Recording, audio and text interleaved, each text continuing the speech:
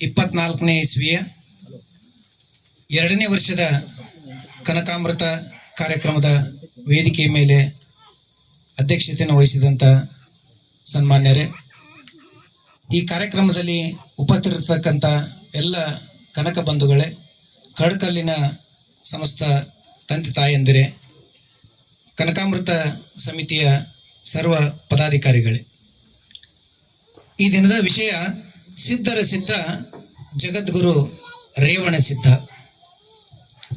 ಕನಕದಾಸರ ಕೃತಿಯಲ್ಲಿ ಕೃತಿಯಲ್ಲಿ ಹೇಳಿರುವಂತೆ, ಗಿಳಿಯ ಮರಿಯನ್ನು ತಂದು ಪಂಜರದೊಳಗೆ ಪೋಷಿಸಿ, ಗಿಳಿಯ ಮರಿಯನ್ನು ತಂದು ಪಂಜರದೊಳಗೆ ಪೋಷಿಸಿ, ಕಲಿಸಿ ಮೃದು ನುಡಿಗಳನ್ನು ಲಾಲಿಸಿ, ಕಲಿಸಿ ಮೃದು ನುಡಿಗಳನ್ನು ಲಾಲಿಸಿ, ಕೇಳುವ ಪರಿಣಿತರಂತೆ ನೀ ನನಗೆ, ಕೇಳುವ ಪರಿಣಿತರಂತೆ ನೀ ನನಗೆ, ತಿಳುಹಿಮತಿಯನು ಎನ್ನ ಜೀವೆಗೆ ಮೊಳಗುವಂದದಿ, ನಿನ್ನ ನಾಮಾವಳಿಯ ಪೊಗಳಿಕೆ ಇತ್ತು ರಕ್ಷಿಸು ನಮ್ಮನ್ನ ಹೊರತ ಅನ್ನುವಂಥ ಶ್ರೀಹರಿಚರಿತೆಯ ವಾಕ್ಯಗಳನ್ನು ಉಲ್ಲೇಖಿಸುತ್ತಾ, ಹಾಲು ಹೈನವ ಲೇಸು ಕೀಲು ಬಂಡಿಗೆ ಲೇಸು, ಸರ್ವಜ್ಞ ಕವಿಯ ಒಂದು ವಚನ. ಹಾಲು ಹೈನವ ಲೇಸು ಕೀಲು ಬಂಡಿಗೆ ಲೇಸು, ಶೀಲವುಳ್ಳ ಸತಿ ಲೇಸು, ಮತಗಳಲ್ಲಿ ಹಾಲು ಮತವೇ ಲೇಸಂದ ಸರ್ವಜ್ಞ. ಹೀಗೆ ಹೇಳುವ ಮೂಲಕ ಸರ್ವವನ್ನೂ ಬಲ್ಲ ಸರ್ವಜ್ಞ ಕವಿ ಹಾಲು ಮತದ ಹಿರಿಮೆ ಗರಿಮೆಯನ್ನ ತನ್ನ ವಚನಗಳಲ್ಲಿ, ತನ್ನ ತ್ರಿಪದಿಗಳಲ್ಲಿ ಕಟ್ಟಿಕೊಡ್ತಾರೆ. ಹಾಗೇನೆ 12ನೇ ಶತಮಾನದಲ್ಲಿ ಆಗಿ ಹೋಗಿರ್ತಕ್ಕಂಥ ಮಹಾನ್ ದಾರ್ಶನಿಕ ಶರಣ ಅಲ್ಲಂಪ್ರಭುಗಳು ಕೂಡ ಕುರುಬ ಹುಟ್ಟುವ ಮುನ್ನ ಕುಲವಿಲ್ಲ ಗೋತ್ರವಿಲ್ಲ, ಕುರುಬ ಹುಟ್ಟುವ ಮುನ್ನ ಕುಲವಿಲ್ಲ ಗೋತ್ರವಿಲ್ಲ, ಕುರುಬನೇ ಆದಿ ಜಗಕ್ಕೆಲ್ಲ ಅಂತ ಅಲ್ಲಂಪ್ರಭುಗಳು ಈ ಜಗದ ಆದಿಗೆ ಕಾರಣೀಕರ್ತರಾಗಿರ್ತಕ್ಕಂಥ ಕುರುಬರ ಹಿರಿಮೆಯನ್ನ ಕುರಿತಾಗಿ ಅವರು ಕೂಡ ಹೇಳಿದ್ದಾರೆ. ಹಾಗೇನೆ ನಮ್ಮ ಭಾಗದಲ್ಲಿ ಆಗಿ ಹೋಗಿರ್ತಕ್ಕಂಥ ಮಹಾನ್ ದಾರ್ಶನಿಕ ಸಂತ ತಿಂತಣಿ ಮೌನೇಶ್ವರರು ಕೂಡ ಹಾಲುಮತದ ಹಿರಿಮೆಯ ಕುರಿತಾಗಿ ತಮ್ಮ ವಚನಗಳಲ್ಲಿ ದಾಖಲಿಸ್ತಾರೆ. ಕುರುಬರಲ್ಲಿ ಹುಟ್ಟಿದ್ದರೆ ಹಿರಿಯನಾಗುತ್ತಿದ್ದೆ, ಕುರುಬರಲ್ಲಿ ಹುಟ್ಟಿದರೆ ಹಿರಿಯನಾಗುತ್ತಿದ್ದೆ, ಗರವಿ ಪಾಂಚಾಳರಲ್ಲಿ ಹುಟ್ಟಿ ಕಿರಿಯನಾದೆ, ಹಾಲುಮತ ಶ್ರೇಷ್ಠ ಮತ, ವಿಶ್ವದ ಮೂಲ ಪುರುಷರು ಹಾಲುಮತದವರು ಅನ್ನೋದನ್ನ ತಿಂತಣಿ ಮೌನೇಶ್ವರರು ಕೂಡ ಒಂದು ಕಡೆ ದಾಖಲಿಸ್ತಾರೆ. ಆ ಕಾರಣಕ್ಕಾಗಿ ಇವತ್ತಿನ ವಿಷಯದಲ್ಲಿ ಬರುವಂತಹ ಚಾರಿತ್ರಿಕ ಪುರುಷ ಜಗದ್ಗುರು, ಆದಿ ಜಗದ್ಗುರು ಅಂತ ಕರೆಸಿಕೊಳ್ತಕ್ಕಂಥ ಜಗದ್ಗುರು ರೇವಣಸಿದ್ದೇಶ್ವರ ಚರಿತ್ರೆಯನ್ನ ತಿಳಿದುಕೊಳ್ಳುವ ಮುನ್ನ ಇತಿಹಾಸದ ಕುರಿತಾಗಿ ಒಂದು ಮಾತು ಬರ್ತದೆ. ಇತಿಹಾಸವನ್ನ ಅರಿಯದವರು ಇತಿಹಾಸವನ್ನ ಮತ್ತೆ ಸೃಷ್ಟಿಸಲಾರರು ಅಂತ. ಆ ಕಾರಣಕ್ಕಾಗಿ ನಮ್ಮ ಇತಿಹಾಸವನ್ನು ನಾವು ತಿಳ್ಕೋಬೇಕು. ಆ ಇತಿಹಾಸವನ್ನು ತಿಳಿದುಕೊಂಡಿದ್ದಾದರೆ ನಾವು ಹೊಸ ಇತಿಹಾಸವನ್ನು ಸೃಷ್ಟಿ ಮಾಡಲಿಕ್ಕೆ ಸಾಧ್ಯತೆ ಇದೆ ಅನ್ನುವಂಥ ನಿಟ್ಟಿನಲ್ಲಿ ನಾವು ನಮ್ಮ ಚರಿತ್ರೆಯನ್ನು ತಿಳಿದುಕೊಳ್ಬೇಕಾದಂಥ ಅನಿವಾರ್ಯತೆಗಳು ಇವತ್ತಿನ ಭಾರತದ ಸಾಂಸ್ಕೃತಿಕ ಲೋಕದಲ್ಲಿ ಆಯಾ ಮತಪಂಥಗಳ ಮೂಲ, ಆಯಾ ಮತಗಳ ದಾರ್ಶನಿಕರ ಬಗ್ಗೆ, ಅವರ ಚರಿತ್ರೆಯ ಬಗ್ಗೆ ತಿಳಿದುಕೊಳ್ಳುವಂಥದ ಅನಿವಾರ್ಯತೆ ಕೂಡ ಇವತ್ತು ಇದೆ. ನಾವು ರೇವಣಸಿದ್ದೇಶ್ವರ ಚರಿತ್ರೆಯನ್ನ ತಿಳಿದುಕೊಳ್ಳಬೇಕಾದ್ರೆ 9ನೇ ಶತಮಾನಕ್ಕೆ ಹೋಗ್ಬೇಕಾಗ್ತದೆ. ಕಾರಣ ಏನಂದ್ರೆ, ಸಿದ್ಧ ಅನ್ನುವಂಥ ಹೆಸರಿನಲ್ಲಿ ಸಿದ್ಧ, ಅದಕ್ಕೆ ಇನ್ನೊಂದು ಪರ್ಯಾಯ ಪದ ನಾಥ ಅಂತ ಬಳಸ್ತಾರೆ. ನಾಥ ಪಂಥ ಅಥವಾ ಸಿದ್ಧ ಪಂಥ ಅಂತ ಬಳಸ್ತಾರೆ. ಇದರ ಮೂಲವನ್ನು ಒಂಚೂರು ನಾವು ತಿಳಿದುಕೊಂಡು ರೇವಣಸಿದ್ದೇಶ್ವರರ ಕಡೆಗೆ ಬರೋಣ. ಭಾರತೀಯ ಧರ್ಮ ಸಾಧನೆ ಇತಿಹಾಸದೊಳಗಡೆ ಬೌದ್ಧ ಧರ್ಮದ ನಾಥ ಪಂಥ ಅದನ್ನು ನಾವು ಮರೆಯುವಂತಿಲ್ಲ. ಬೌದ್ಧ ಧರ್ಮ 6ನೇ ಶತಮಾನದಲ್ಲಿ ಹುಟ್ಟಿಕೊಂಡು ತನ್ನ ಉಚ್ಛ್ರಾಯ ಸ್ಥಿತಿಯನ್ನು ತಲುಪಿ 9ನೇ ಶತಮಾನದ ಒಟ್ಟಿಗೆ ಅದು ತನ್ನ ಏನು ಉಚ್ಛ್ರಾಯ ಸ್ಥಿತಿಯನ್ನು ಏರಿರುವಂಥದ್ದನ್ನು ಅದು ಕಳ್ಕೊಳ್ತಾ ಹೋಗಿ ಕೊನೆಗೆ ಅವನತಿಯನ್ನು ಕಾಣ್ತದೆ. ಆ ಸಂದರ್ಭದಲ್ಲಿ ಈ ಬೌದ್ಧ ಧರ್ಮದಿಂದ ಹುಟ್ಟಿರ್ತಕ್ಕಂಥ ಒಂದು ಎಳೆ, ಅದು ನಾಥ ಪಂಥದ ಎಳೆ ಅನ್ನುವಂಥದ್ದನ್ನ ಇತಿಹಾಸದಲ್ಲಿ ನಾವು ಕಾಣ್ತೀವಿ. ಅಂದ್ರೆ ಮುಂದೆ ಬರುವಂತ ಅನುಭವ ಸಾಹಿತ್ಯ ಜೊತೆಗೆ ರಹಸ್ಯ ಪರಂಪರೆಗಳು ಇವೆಲ್ಲವೂ ಕೂಡ ಬೇರೂರ್ಲಿಕ್ಕೆ ಈ ಸಿದ್ಧರ ಪ್ರಭಾವವೇ ಅತ್ಯಂತ ಕಾರಣೀಭೂತವಾದಂಥದ್ದು ಅನ್ನುವಂಥ ಒಂದು ವಿಚಾರ ನಮಗೆ ಕಂಡು ಬರ್ತದೆ. ಈ ಸಿದ್ಧ ಹಾಗೂ ನಾಥರನ್ನ ಪ್ರಾಚೀನ ಸಂಸ್ಕೃತ ಗ್ರಂಥಗಳು ಬೌದ್ಧ ಸಿದ್ಧರೆಂದೇ ಅವುಗಳನ್ನ ಗುರುತಿಸಲ್ಪಟ್ಟವು. ಇಲ್ಲಿ ಸಿದ್ಧ, ನಾವು ರೇವಣ ಸಿದ್ಧ ಸಿದ್ಧ ಸಿದ್ಧ ಅಂತ ಹೇಳ್ತೇವೆ. ಸಿದ್ಧ ಮತ್ತು ಸಿದ್ಧಿ ಇವೆರಡಕ್ಕೂ ಕೂಡ ನಿಕಟವಾದಂಥ ಒಂದು ಸಂಬಂಧ ಅದ. ಅಂದ್ರೆ ಸಾಧನೆಯಿಂದ ಸಿದ್ಧಿ ದೊರೆಯಬೇಕಾದ್ರೆ ಆತ ಸಿದ್ಧಿ ದೊರೆತ ಮೇಲೆ ಸಿದ್ಧ ಅನಿಸಿಕೊಳ್ತಾನೆ. ಸಿದ್ಧಿ ದೊರೆತ ಮೇಲೆ ಆತ ಸಿದ್ಧ ಅನಿಸಿಕೊಳ್ತಾನೆ. ಈ ಸಿದ್ಧರಲ್ಲಿ ಮಡಿವಂತಿಕೆಗೆ ಮಣೆ ಹಾಕಿದವರೇ ನಾಥ ಸಿದ್ಧರು ಅನ್ನುವಂಥದ್ದನ್ನು ನಾವು ಕಾಣ್ತೀವಿ. ಇದು ಒಂಚೂರು ಇತಿಹಾಸಕ್ಕೆ ಸಂಬಂಧಪಟ್ಟಂತ ವಿಚಾರವಾದ್ದರಿಂದ ನಮ್ಮ ಕರ್ನಾಟಕದಲ್ಲಿ ಆಳವಾದಂಥ ಸಂಶೋಧನೆ ಮಾಡಿರ್ತಕ್ಕಂಥ ಡಾಕ್ಟರ್ ಎಂ ಕಲಬುರ್ಗಿ ಅವರು 8 ಮಾರ್ಗಗಳು ಅಂತ ಅವರ ಸಂಶೋಧನಾ ಸಂಪುಟಗಳನ್ನು 8 ಮಾರ್ಗಗಳಲ್ಲಿ ಪ್ರಕಟಣೆ ಮಾಡ್ತಾರೆ. ಮಾರ್ಗ 1, 2, 3, 4 ಅಂತ 8 ಸಂಪುಟಗಳಲ್ಲಿ ಪ್ರಕಟಣೆ ಮಾಡಿ ಇನ್ನೊಂದು ಮಹಾಮಾರ್ಗ ಅನ್ನುವಂಥ ಒಂದು ಕೃತಿ ಬರ್ತಾರೆ. ಅದರಲ್ಲಿ 4ನೇ ಮಾರ್ಗದಲ್ಲಿ ಈ ನಾಥ ಪಂಥದ ಕುರಿತಾಗಿ ಅವರು ದಾಖಲೀಕರಣ ಮಾಡ್ತಾರೆ. ಅಂದ್ರೆ ರೇವಣಸಿದ್ಧ ಮೂಲತಃ ನಾಥ ಪಂಥದಿಂದ ಬಂದವರು. ಈ ನಾಥ ಪಂಥ ಅನ್ನುವಂಥದ್ದು ಬೌದ್ಧ ಧರ್ಮದಿಂದ ಬಂದಿರತಕ್ಕಂಥ ಎಳೆ. ತದನಂತರ ರೇವಣಸಿದ್ಧರ ಕಾಲ ನಂತರ ಅದನ್ನು ಅನುಸರಿಸಿಕೊಂಡು ಬಂದಿರತಕ್ಕಂಥ ಸಿದ್ದರಾಮರು ಮತ್ತೆ ಅಲ್ಲಂಪ್ರಭುಗಳು ಅದರಿಂದ ವಿಮುಖರಾಗಿ ವೀರಶೈವ ಪಂಥವನ್ನು ಸೇರಿದ್ರು ಅನ್ನುವಂಥದ್ದನ್ನ ಎಂ ಕಲಬುರ್ಗಿ ಅವರು ಸಂಶೋಧನೆಯ ಸತ್ಯವನ್ನು ಹೊರಹಾಕಿದ್ದಾರೆ. ಇಲ್ಲಿ ನಾಥ ಅಂದ್ರೆ ಏನು? ನಾಥ ಅನ್ನುವಂಥದ್ದು ಇದು ಒಂದು ಸಂಸ್ಕೃತ ಪದ. ಇದರ ಅರ್ಥ ನಾಥ ಅಂದ್ರೆ ಪ್ರಭು ಅಥವಾ ರಕ್ಷಕ ಅಥವಾ ಯಜಮಾನ ಅಂತ ಅರ್ಥ ಕೊಡ್ತದೆ. ಇದರಲ್ಲಿ ಆದಿನಾಥ ಅಂತ ಒಬ್ರು ಬರ್ತಾರೆ. ಆದಿನಾಥ ಅಂದ್ರೆ ಮೂಲ ಭಗವಂತ ಅಂತ ಅದರ ಅರ್ಥ.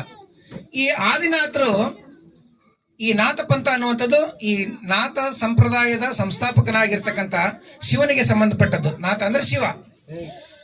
ಈ ನಾಥ ಸಂಪ್ರದಾಯ 10ನೇ ಶತಮಾನದಲ್ಲಿ ಮತ್ಸ್ಯೇಂದ್ರನಾಥ ಮತ್ತೆ ಆದಿನಾಥ ಅನ್ನುವಂಥ ಇಬ್ಬರು ಗುರು ಶಿಷ್ಯರೊಂದಿಗೆ ಈ ನಾಥ ಪಂಥ ಆರಂಭ ಆಗ್ತದೆ.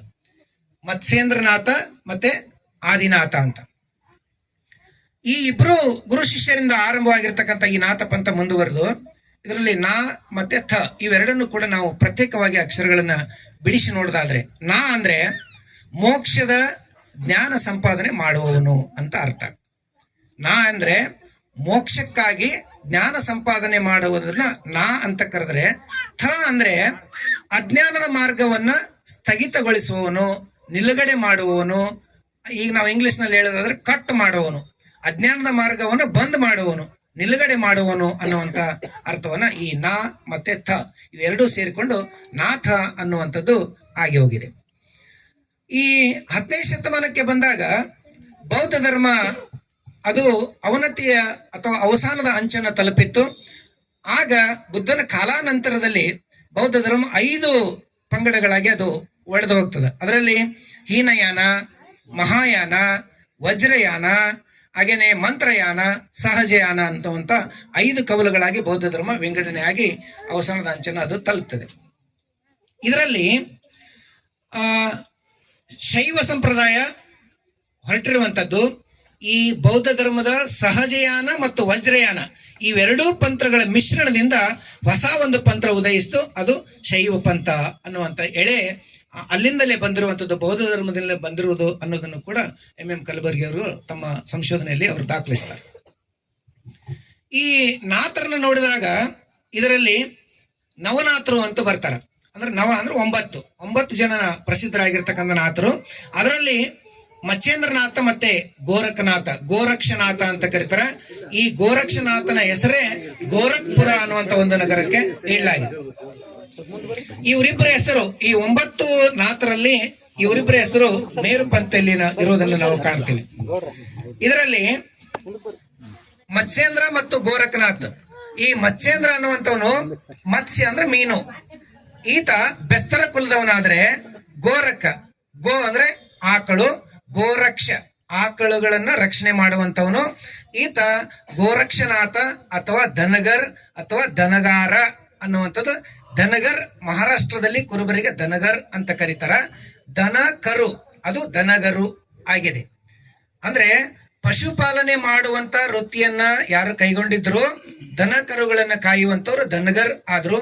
ಮುಂದೆ ಅದೇ ದನ ಕರುಗಳನ್ನ ಕಾಯ್ತಾ ಜೊತೆಗೆ ಕುರಿಗಳನ್ನು ಕಾಯೋದ್ರಿಂದ ಅವರು ಕುರುಬರು ಅನ್ನುವಂಥದ್ದನ್ನ ಅದು ಹಾಗೆ ಬೆಳ್ಕೊಂಡು ಬಂತು ಅನ್ನುವಂಥದ್ದನ್ನ ನಮ್ಮ ಮೂಲ ಎಳೆ ಎಲ್ಲಿಂದ ಆರಂಭ ಆಗಿದೆ ಅಂದ್ರೆ ಬೌದ್ಧ ಧರ್ಮದ ವಜ್ರಯಾನ ಮತ್ತು ವಜ್ರಯಾನ ಮತ್ತು ಸಹಜಯಾನ ಇವೆರಡರ ಸಮ್ಮಿಶ್ರದಿಂದ ನಮಗೆ ಈ ನಾಥ ಪಂಥದ ಉದಯ ಅಲ್ಲಿಂದ ಆಯ್ತು ಅನ್ನೋದನ್ನ ನಾವು ಕಂಡು ಬರ್ತೀವಿ. ಈ ಗೋರಖನಾಥ ಅಂತ ಏನು ಹೇಳಿದಿವಲ್ಲ, ಈ ಗೋರಖನು ಕುರುಬರ ಸಾಂಸ್ಕೃತಿಕ ನಾಯಕರಿಗೆ ಗುರುವಾಗಿ ಬಂದು ಅನೇಕ ವಿದ್ಯೆಗಳನ್ನ ಆತ ಕಲಿಸಿಕೊಡ್ತಾನ. ಈತ ಈ ನಮ್ಮ ಬಾಗಲಕೋಟೆ ಜಿಲ್ಲೆಯ ಬಾದಾಮಿ ತಾಲೂಕಿನ ಪಟ್ಟದ ಕಲ್ಲಿನಲ್ಲಿ ಜನಿಸಿ ರಾಜನೊಬ್ಬನ ದನ ಕರುಗಳನ್ನ ಕಾಯ್ಕೊಂಡಿದ್ದ ಅನ್ನುವಂಥ ಒಂದು ಪ್ರತೀತಿ ನಮಗೆ ಕಂಡು ಬರ್ತದೆ. ನಂತರ ಈ ಬೌದ್ಧರ ವಜ್ರಯಾನ ಪಂಥದ ಪ್ರಮುಖನಾಗಿರ್ತಕ್ಕಂಥ ಸರಹಪ್ಪ ಅಂತ ಒಬ್ಬ ಬರ್ತಾನೆ. ಸರಹಪ್ಪ ಈತನಿಂದ ಸಿದ್ಧರ ಕಾಲಗಣನೆ ಆರಂಭ ಆಗ್ತದೆ. ಇಷ್ಟು ನಾವು ಸಿದ್ಧರಿಗೆ ಹೋಗೋಕ್ಕಿಂತ ಮುಂಚೆ ಈ ನಾಥ ಪಂಥದ ಕುರಿತಾಗಿ, ಈ ನಾಥ ಪಂಥ ಎಲ್ಲಿಂದ ಬಂತು ಅನ್ನೋದನ್ನು ನಾವು ತಿಳ್ಕೊಂಡಾದ್ಮೇಲೆ ಈ ಸಿದ್ಧರ ಕುರಿತ ಕಾಲಗಣನೆ ಆರಂಭವಾಗುವಂಥದ್ದು ಈ ವಜ್ರಯಾನ ಪಂಥದಲ್ಲಿ ಬರುವಂತ ಬೌದ್ಧ ಧರ್ಮದ ಒಂದು ಕವಲು ವಜ್ರಯಾನ.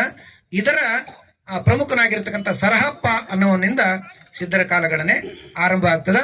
ಆದ್ರೆ ಶಾಂತಿ ರಕ್ಷಿತ ಅನ್ನುವಂಥ ಹೆಸರಿನ ಒಬ್ಬ ಸಿದ್ಧ ಅಥವಾ ನಾಥ ಕ್ರಿಸ್ತಶಕೆ 693ರಲ್ಲಿ ಅಂದ್ರೆ ಶಂಕರಾಚಾರ್ಯರು ಬರ್ತಾರಲ್ಲ, ಶಂಕರಾಚಾರ್ಯ ಕಾಲಘಟ್ಟಕ್ಕಿಂತ ಮುಂಚೆ ಈ ಕರ್ನಾಟಕದಲ್ಲಿ ಇದ್ದ ಅನ್ನುವಂಥದ್ದು. ಈತನೇ ನಾಥ ಅಥವಾ ಸಿದ್ಧ ಪಂಥದ ಮೊದಲ ಪ್ರವರ್ತಕ ಅಂತ ನಮಗೆ ತಿಳಿದು ಬರ್ತದೆ. ಅಂದ್ರೆ ಶಾಂತಿ ರಕ್ಷಿತ ಸಿದ್ಧ ಪಂಥದ ಮೊಟ್ಟ ಮೊದಲನೇ ಪ್ರವರ್ತಕ ಅನ್ನುವಂಥದ್ದನ್ನು ನಮಗೆ ಗೊತ್ತಾಗ್ತದೆ. ಇಷ್ಟನ್ನ ತಿಳ್ಕೊಂಡಾದ್ಮೇಲೆ ನವನಾಥರು ಅಂತ ಹೇಳಿದವರು, ನವನಾಥರಲ್ಲಿ 8ನೇ ನಾಥನೇ ಅವನು ರೇವಣ ಅಂತ ಬರ್ತಾನೆ. ನವನಾಥರಲ್ಲಿ ಮಚ್ಚೇಂದ್ರ, ಗೋರಕ್ಷ, ಜಾಲಂಧರ, ಕಾನಿಫ, ಚರಪಟ, ನಾಗೇಶ, ಭರತ, ರೇವಣ, ಗಹನಿನಾಥ ಇವರೆಲ್ಲರ ಉಲ್ಲೇಖ ಬರ್ತದೆ. ಅದರಲ್ಲಿ ಎಂಟನೇದವನು ಈ ನಮ್ಮ ರೇವಣ ಸಿದ್ಧನಿಗೆ ಸಂಬಂಧಪಟ್ಟಂತ ರೇವಣ ಅನ್ನುವನು 8ನೇ ನಾಥ ಪರಂಪರೆಯಲ್ಲಿ ಅಥವಾ ಸಿದ್ಧ ಪರಂಪರೆಯಲ್ಲಿ 8ನೇದವನಾಗಿ ರೇವಣ ಸಿದ್ಧರವರಲ್ಲೇ ದಾಖಲಾಗಿದ್ದಾರೆ. ಅಂದ್ರೆ ರೇವಣ ಸಿದ್ಧರ ಸ್ಥಾನ ನಾಥ ಪರಂಪರೆಯಲ್ಲಿ 8ನೇದು. ಈಗ ಈ ರೇವಣ ಸಿದ್ಧರ ಜೀವಿತ ಕಾಲವನ್ನು ನಾವು ನೋಡೋದಾದ್ರೆ ಇದಕ್ಕೆ ಅನೇಕ ಐತಿಹಾಸಿಕ ದಾಖಲೆಗಳು ಕೂಡ ಇವೆ. ರೇವಣ ಸಿದ್ಧರ ಜೀವಿತ ಕಾಲದ ಕುರಿತಾಗಿ ಅನೇಕ ಕವಿಗಳು, ಅನಂತರ ದಾರ್ಶನಿಕರು, ಸಿದ್ಧಾಂತ ಶಿಖಮಣಿಕಾರರು, ಆಲುಮತದ ಪುರಾಣ ಬರೆದಿರ್ತಕ್ಕಂಥವರು ಅವರು ದಾಖಲಿಸಿದ್ದಾರೆ. ಚತುರ್ಮುಖ ಬೊಮ್ಮರಸ ಅನ್ನುವಂಥ ಒಬ್ಬ ಕವಿ ಬರ್ತಾನೆ. ಹಾಗೇನೆ ಇವರು ಬರೆದಿರ್ತಕ್ಕಂಥ ರೇವಣ ಸಿದ್ಧ ಪುರಾಣ ಅನ್ನುವಂಥ ಕೃತಿ 1500ರಲ್ಲಿ ನಮಗೆ ಬರೆದಿರುವಂತದ್ದು ಸಿಗ್ತದೆ. ಹಾಗೇನೆ 12ನೇ ಶತಮಾನದಲ್ಲಿ ಬರುವಂತಹ ಹರಿಹರ ಕವಿ ರೇವಣ ಸಿದ್ಧರ ರಗಳೆ ಅನ್ನುವಂಥ ಕೃತಿಯನ್ನ 1220ರಲ್ಲಿ ಅವರು ಬರೀತಾರೆ. ಹಾಗೇನೆ ಇತ್ತೀಚಿನ ಆಧುನಿಕ ಕವಿ ಜಚಾನಿ ಅನ್ನುವಂಥವ್ರು ಆದಿ ಜಗದ್ಗುರು ರೇಣುಕರು ಅನ್ನುವಂಥ ಪುಸ್ತಕದಲ್ಲಿ ಕ್ರಾಂತಿ ಗೀತೆ ಅನ್ನುವಂಥ ಒಂದು ಗೀತೆಯನ್ನು ಬರೀತಾರೆ. ಅದರಲ್ಲಿ ಕೂಡ ರೇವಣ ಸಿದ್ಧರ ಕುರಿತಾಗಿ ಉಲ್ಲೇಖಗಳಿವೆ. ಹಾಗೇನೆ ಮಹಾರಾಷ್ಟ್ರ ರಾಜ್ಯದ ನಾಂದೇಡ್ ಜಿಲ್ಲೆಯೊಳಗೆ ಒಂದು ಶಾಸನ ಸಿಗ್ತದೆ 1123ರಿಂದ 24ರಲ್ಲಿ. ಹಾಗೇನೆ ನಮ್ಮ ಮನೆಗಳಿಗೆ ಭೇಟಿ ನೀಡುವಂತ ಹೆಳವರ ದಾಖಲೆಗಳಲ್ಲಿ ಕೂಡ ರೇವಣ ಸಿದ್ಧರ ಜನನದ ಕುರಿತಾಗಿ ಅನೇಕ ಉಲ್ಲೇಖಗಳು ನಮಗೆ ಕಂಡು ಬರ್ತಾವೆ. ಈ ಎಲ್ಲ ದಾಖಲೆಗಳನ್ನ ಅಧ್ಯಯನ ಮಾಡಲಾಗಿ ರೇವಣ ಸಿದ್ಧರ ಕಾಲಘಟ್ಟವನ್ನ ಕ್ರಿಸ್ತ ಶಕೆ 1090ರಿಂದ 95ರ ಮಧ್ಯೆ ಇವರ ಜನನ ಆಗಿರಬಹುದು ಅನ್ನುವಂಥದ್ದು ವಿದ್ವಾಂಸರ ಅಭಿಪ್ರಾಯ. ಎಲ್ಲರೂ ಕೂಡ ಒಮ್ಮತ ಅಭಿಪ್ರಾಯಕ್ಕೆ ಅವರು ಬರ್ತಾರೆ. 1090ರಿಂದ 95ರ ಮಧ್ಯದಲ್ಲಿ ರೇವಣ ಸಿದ್ಧರ ಜನನ ಆಗ್ತದ. ಹಾಗಿದ್ರೆ ಇವ್ರ ಜನನ ಎಲ್ಲಿ ಆಗ್ತದ ಅನ್ನೋ ಬಗ್ಗೆ ಕೂಡ ಅಧ್ಯಯನಕಾರರು ಮತ್ತೆ ಶಾಸನಗಳಲ್ಲಿ ಕೂಡ ಉಲ್ಲೇಖ ನಮಗೆ ಸಿಗ್ತದೆ. ಇವರ ಜನ್ಮಸ್ಥಳದ ಕುರಿತಾಗಿ, ಇವರ ತಂದೆ ತಾಯಿ ಯಾರು ಅನ್ನೋ ಕುರಿತಾಗಿ ನಮಗೆ ಮಾಹಿತಿ ಸಿಗ್ತದೆ. ಅದು ರೇವಣ ಸಿದ್ಧರ ಹುಟ್ಟೂರು ಇವತ್ತಿನ ವಿಜಯಪುರ ಜಿಲ್ಲೆಯ ಮುದ್ದೇಬಿಹಾಳ ತಾಲೂಕಿನ ಸರವೂರು ಅನ್ನುವಂಥದ್ದು. ಅದು ಇವಾಗ ಸರೂರು ಅಂತ ಕರಿತೀವಿ, ಆಗ ಅದು ಸರವೂರು ಅನ್ನುವಂತ ಖ್ಯಾತಿಯನ್ನು ಪಡೆದಿತ್ತು. ಈ ಕುರಿತಾದಂತ ದಾಖಲೆ ರೇವಣ ಸಿದ್ಧರು ಮುದ್ದೇಬಿಹಾಳ ತಾಲೂಕಿನ ಸರವೂರಿನಲ್ಲೇ ಜನಿಸಿದ್ರು ಅನ್ನೋ ಕುರಿತಾಗಿ ಶಹಾಪುರ ತಾಲೂಕಿನ ಸಿರಿವಾಳ ಅನ್ನುವಂತ ಗ್ರಾಮ, ಈಗ ಅದು ಸಿರವಾರ ಅಂತ ಕರೆಯಲ್ಪಡ್ತದ. ಈ ಸಿರಿವಾಳ ಅನ್ನುವಂತ ಗ್ರಾಮದಲ್ಲಿ 1187 ಇಸ್ವಿಯಲ್ಲಿ ಒಂದು ಶಾಸನ ಬರೆಸ್ತಾರ. ಆ ಶಾಸನದಲ್ಲಿ ರೇವಣ ಸಿದ್ಧರ ತಂದೆ ಯಾರು, ತಾಯಿ ಯಾರು ಅನ್ನೋ ಕುರಿತಾಗಿ ಅಲ್ಲಿ ದಾಖಲೆ ಸಿಗ್ತದೆ. ರೇವಣ ಸಿದ್ಧರ ತಂದೆ ಶಾಂತಮುತ್ತಯ್ಯ, ತಾಯಿ ಮಹಾದೇವಿ ಅನ್ನುವಂತ ದಾಖಲೆಯನ್ನ ಶಹಾಪುರ ತಾಲೂಕಿನ ಸಿರಿವಾಳ ಶಾಸನದಲ್ಲಿ 1187 ಇಸ್ವಿಯಲ್ಲಿ ಬರೆಸಿರ್ತಕ್ಕಂಥ ಒಂದು ಶಾಸನದಲ್ಲಿ ರೇವಣ ಸಿದ್ಧರ ತಂದೆ ಮತ್ತೆ ತಾಯಿ, ತಂದೆ ಶಾಂತಮುತ್ತಯ್ಯ, ತಾಯಿ ಮಹಾದೇವಿ ಅನ್ನೋ ಕುರಿತಾಗಿ ನಮಗೆ ಮಾಹಿತಿ ಲಭ್ಯ ಆಗ್ತದೆ. ಈ ಶಾಂತಮುತ್ತಯ್ಯ ಅವರು ಶ್ರೀಶೈಲದ ಮಲ್ಲಿಕಾರ್ಜುನ ಭಕ್ತರಾಗಿದ್ರು, ಮಾಹೇಶ್ವರನ ಭಕ್ತರಾಗಿದ್ರು, ಮಾಹೇಶ್ವರ ಪಂಥವನ್ನ ಅವರು ಅನುಸರಿಸ್ತಾ ಇದ್ರು. ಒಂದ್ಸಾರಿ ಶಾಂತಮುತ್ತಯ್ಯನವರು ಶ್ರೀಶೈಲ ಬೆಟ್ಟಕ್ಕೆ ಅವರು ಜಾತ್ರೆಗೆ ಹೋಗಿ ಬರ್ತಿದ್ರು. ಹಾಗೇನೆ ಈ ಮಾಹೇಶ್ವರ ದೇವಸ್ಥಾನ ಅಂತ ಬರ್ತದೆ, ಅದು ಮಧ್ಯಪ್ರದೇಶದಲ್ಲಿ ಬರುವಂತ ನರ್ಮದಾ ನದಿ ತೀರದಲ್ಲಿ, ಅಂದ್ರೆ ಇವತ್ತಿನ ನೇಮಾಡ ಜಿಲ್ಲೆ ಒಳಗ, ಮಧ್ಯಪ್ರದೇಶ ರಾಜ್ಯದ ನೇಮಾಡ ಜಿಲ್ಲೆಯಲ್ಲಿ ಮಾಹೇಶ್ವರ ಅನ್ನುವಂತ ಒಂದು ದೇವಸ್ಥಾನ ಇದೆ. ಅಲ್ಲಿಗೂ ಕೂಡ ಈ ಶಾಂತ ಮುತ್ತಯ್ಯನವರು ಅವರು ಪಾದಯಾತ್ರೆ ಮೂಲಕ ಅಲ್ಲಿ ಹೋಗ್ತಿದ್ರು. ಒಂದ್ಸಾರಿ ಈ ಚಿಕ್ಕ ಬಾಲಕ ರೇವಣಸಿದ್ದ 3 ಅಥವಾ 4 ವರ್ಷದ ಬಾಲಕನಾಗಿದ್ದಾಗ ತಂದೆ ತಾಯಿಗಳು ತಮ್ಮೊಟ್ಟಿಗೆ ಆತನನ್ನ ಈ ಮಹೇಶ್ವರ ದೇವಸ್ಥಾನಕ್ಕೆ, ಅಂದ್ರೆ ಮಧ್ಯಪ್ರದೇಶಕ್ಕೆ ಕರ್ಕೊಂಡು ಹೋಗ್ತಾರೆ. ನರ್ಮದಾ ನದಿ ತೀರದಲ್ಲಿರ್ತಕ್ಕಂಥ ಮಹೇಶ್ವರ ದೇವಸ್ಥಾನಕ್ಕೆ. ಜಾತ್ರೆ ಗದ್ದಲದಲ್ಲಿ ಏನಾಗ್ತದೆ ಅಂದ್ರೆ ಈ ಚಿಕ್ಕ ಬಾಲಕ ತಂದೆ ತಾಯಿಗಳಿಂದ ತಪ್ಪಿಸ್ಕೊಂಡ್ಬಿಡ್ತಾರೆ. ತಪ್ಪಿಸ್ಕೊಂಡ ಎಷ್ಟು ಹುಡುಕಾಡಿದ್ರು ಕೂಡ ಮಗು ಸಿಗೋದಿಲ್ಲ. ಅವರು ವಾಪಸ್ ಬರ್ತಾರೆ. ಮುಂದೆ ಈ ಮಗು ಅನಾಥವಾಗಿ ಆ ನರ್ಮದಾ ನದಿ ತೀರದಲ್ಲಿ ಅಲ್ಲಾಡುತ್ತಿರುವ ಸಂದರ್ಭದಲ್ಲಿ ಏನಾಗ್ತದೆ ಅಂದ್ರೆ ಅಲ್ಲಿ ಇರ್ತಕ್ಕಂಥ ಸಿದ್ಧರ ಕೈಯಲ್ಲಿ ಈ ಮಗು ಸಿಗ್ತದೆ. 3-4 ವರ್ಷದ ಬಾಲಕ ರೇವಣಸಿದ್ದ. ಅಂದ್ರೆ ಈ ರೇವಣಸಿದ್ದನಿಗೆ ತಂದೆ ತಾಯಿ ಇಟ್ಟಂತ ಹೆಸರು ರೇವಣಸಿದ್ದ ಇತ್ತೋ ಅಥವಾ ಬೇರೆ ಏನಿತ್ತು ಅನ್ನೋದ್ರ ಬಗ್ಗೆ ಮಾಹಿತಿ ಇನ್ನೂ ಕೂಡ ನಮಗೆ ಲಭ್ಯ ಆಗಿಲ್ಲ. ಆದ್ರೆ ರೇವಣಸಿದ್ದ ಅನ್ನುವಂಥದ್ದು ಹೇಗೆ ಬಂತು ಅನ್ನೋದನ್ನ ವಿದ್ವಾಂಸರು ಒಮ್ಮತಾಭಿಪ್ರಾಯಕ್ಕೆ ಬರ್ತಾರೆ. ಈ 3-4 ವರ್ಷದ ಚಿಕ್ಕ ಬಾಲಕನಾಗಿದ್ದಾಗ ಈ ಮಗು ನರ್ಮದಾ ನದಿ ತೀರದಲ್ಲಿ ಮಧ್ಯಪ್ರದೇಶ ರಾಜ್ಯದಲ್ಲಿ ತಪ್ಪಿಸಿಕೊಂಡು ಅಲ್ಲಾಡುತ್ತಿರುವಂತಹ ಸಂದರ್ಭದಲ್ಲಿ ಸಿದ್ಧರ ಕೈಯಲ್ಲಿ ಈ ಮಗು ಸಿಕ್ಕಾಗ ಅದು ಆ ರೇವಾ ನದಿ ತೀರದಲ್ಲಿ, ರೇವೆ ಮಣ್ಣು ಅಂತ ನಾವು ಹೇಳ್ತೇವೆ, ರೇವೆ ಅಂದ್ರೆ ಮರಳು, ಉಸುಕು, ರೇವಾ ನದಿ ತೀರದಲ್ಲಿ ಈ ಮಗು ಸಿಕ್ಕದ್ರಿಂದ ಈತನಿಗೆ ರೇವಣ ರೇವಣ ರೇವಣ ಅಂತ ಅವರು ಕರೀಲಿಕ್ಕೆ ಆರಂಭಿಸಿದ್ರು. ಅದೇ ಮುಂದೆ ರೇವಣ ಹೋಗಿ ಸಿದ್ಧರ ಜೊತೆಗೆ ಸೇರ್ಕೊಂಡಿದ್ದ ಆ ಸಿದ್ಧಿಗಳನ್ನ ಅವನು ಏನು ಸಿದ್ಧಿಸಿಕೊಂಡಿದ್ದರಿಂದ ಆತನಿಗೆ ರೇವಣ ಸಿದ್ಧ ಅನ್ನುವಂಥದ್ದು ಮುಂದುವರೆದು ಬಂದಿರತಕ್ಕಂಥದ್ದು ನಮಗೆ ಇತಿಹಾಸಗಳಲ್ಲಿ ನಮಗೆ ಸಿಕ್ಕ ಬರ್ತದೆ, ಕಾಣ್ತದೆ. ಮುಂದೆ ಈ ಹೇಳಿದವಲ್ಲ ನಾವು ಈ ತಂದೆ ತಾಯಿಗಳಿಟ್ಟಂತ ಹೆಸರು ಯಾವುದು ಅನ್ನುವಂಥದ್ದು ಕೂಡ ಯಾವುದೇ ಗ್ರಂಥಗಳಲ್ಲಿ ಉಲ್ಲೇಖಗಳು ಮತ್ತೆ ಶಾಸನಗಳಲ್ಲಿ ಕೂಡ ನಮಗೆ ಸಿಕ್ಕಿಲ್ಲ. ಇನ್ನ ರೇವಣಸಿದ್ದೇಶ್ವರರ ವಂಶಾವಳಿಯ ಬಗ್ಗೆ ನೋಡೋದಾದ್ರೆ ಈ ಶಾಂತಮುತ್ತಯ್ಯ ಮತ್ತು ಮಹಾದೇವಿ ಅವರಿಗೆ ರೇವಣಸಿದ್ದನ ಅಲ್ಲದೆ ಇನ್ನೂ 2 ಗಂಡು ಮಕ್ಕಳಿದ್ರು. ಅವರು ಒಬ್ಬರು ಗಂಗಯ್ಯ ಮತ್ತು ಇನ್ನೊಬ್ರು ಹುಚ್ಚಯ್ಯ ಅಂತೇಳಿ 2 ಮಕ್ಕಳಿದ್ರು. ಈ ಗಂಗಯ್ಯನ ವಂಶಸ್ಥರು ಇವತ್ತಿನ ವಿಜಯಪುರ ಜಿಲ್ಲೆಯ ಬಸವನ ಬಾಗೇವಾಡಿಯಲ್ಲಿ ನೆಲೆಸಿದ್ದಾರೆ. ಹುಚ್ಚಯ್ಯನ ವಂಶಸ್ಥರು ಇವತ್ತಿನ ಯಾದಗಿರಿ ಜಿಲ್ಲೆಯ ಶಾಪುರ್ ತಾಲೂಕಿನ ಕಾಡಂಗೇರಿಯಲ್ಲಿ ಅವರ ವಂಶಾವಳಿ ಈಗಲೂ ಕೂಡ ಮುಂದುವರೆದಿದೆ. ಕಾಡಂಗೇರಿಯಲ್ಲಿ ಒಂದು ಶಾಂತ ಮುತ್ತಯ್ಯನವರ ಹೆಸರಿನಲ್ಲಿ ರೇವಣಸಿದ್ದರ ಒಂದು ಮಠ ಕಟ್ಟಿಸ್ತಾರ. ಅದು ಈಗ ಸಿದ್ಧಲಿಂಗೇಶ್ವರ ಮಠ ಅಂತ ಅದು ಹೆಸರು ಪರಿವರ್ತನೆ ಆಗಿದೆ. ಇಷ್ಟು ದಾಖಲೆಗಳು ನಮಗೆ ಇವರ ಬಾಲ್ಯದ ಬಗ್ಗೆ ಮತ್ತೆ ಇವರ ತಂದೆ ತಾಯಿಯ ಬಗ್ಗೆ ಇವರ ಕಾಲಘಟ್ಟದ ಬಗ್ಗೆ ನಮಗೆ ಮಾಹಿತಿಗಳು ಲಭ್ಯ ಆಗ್ತವೆ. ಇನ್ನ ಶಾಂತ ಮುತ್ತಯ್ಯನ ಪರಂಪರೆಯನ್ನು ನೋಡೋದಾದ್ರೆ ಅಂದ್ರೆ ರೇವಣಸಿದ್ದರ ತಂದೆಯಾಗಿರ್ತಕ್ಕಂಥ ಶಾಂತ ಮುತ್ತಯ್ಯನ ಪರಂಪರೆಯನ್ನು ನೋಡೋದಾದ್ರೆ ನಾವು ಮತ್ತೆ ಹಾಲಮತ ದರ್ಶನ ಗ್ರಂಥಕ್ಕೆ ನಾವು ಹೋಗ್ಬೇಕಾಗ್ತದೆ. ಅದನ್ನ ನಾವು ಕಳೆದ ಬಾರಿ ಮಾಳಿಂಗರಾಯನ ಪುರಾಣದಲ್ಲಿ ಹೇಳುವಾಗ ನಮ್ಮ ಚಿದಾನಂದ ಸರ್ ಕೂಡ ಅದನ್ನು ಪ್ರಸ್ತಾಪ ಮಾಡಿದ್ರು. ಈ ಶಾಂತ ಮುತ್ತಯ್ಯನ ಪರಂಪರೆಯನ್ನ ನೋಡುವಾಗ ಹಾಲಮತ ಪುರಾಣದ ಪ್ರಕಾರ ಕುರುಬ ಜನಾಂಗದ ಮುದ್ದುಗೊಂಡ ಮತ್ತು ಮುದ್ದವ್ವ ದಂಪತಿಗಳಿಗೆ ಆದಿಗೊಂಡ ಅನ್ನುವಂತ ಮಗ, ಆದಿಗೊಂಡ ಆತನ ಪತ್ನಿ ಹೆಸರು ಮಲ್ಲಮ್ಮ. ಇವರಿಬ್ಬರಿಗೆ 7 ಜನ ಮಕ್ಕಳು. ಇದರಲ್ಲಿ ಹಿರಿಯ ಮಗ ರಾಚಗೊಂಡನ ಹೆಂಡತಿ ಹೆಸರು ನಿಂಗಮ್ಮ. ಈ ರಾಚಗೊಂಡ ಮತ್ತು ನಿಂಗಮ್ಮನಿಗೆ 6 ಜನ ಮಕ್ಕಳು. ಇನ್ನು 2ನೇ ಮಗ ಅನಾದಿಗೊಂಡ, ಆತನ ಪತ್ನಿ ಬಸಮ್ಮ, ಇವರಿಗೆ 2 ಮಕ್ಕಳು.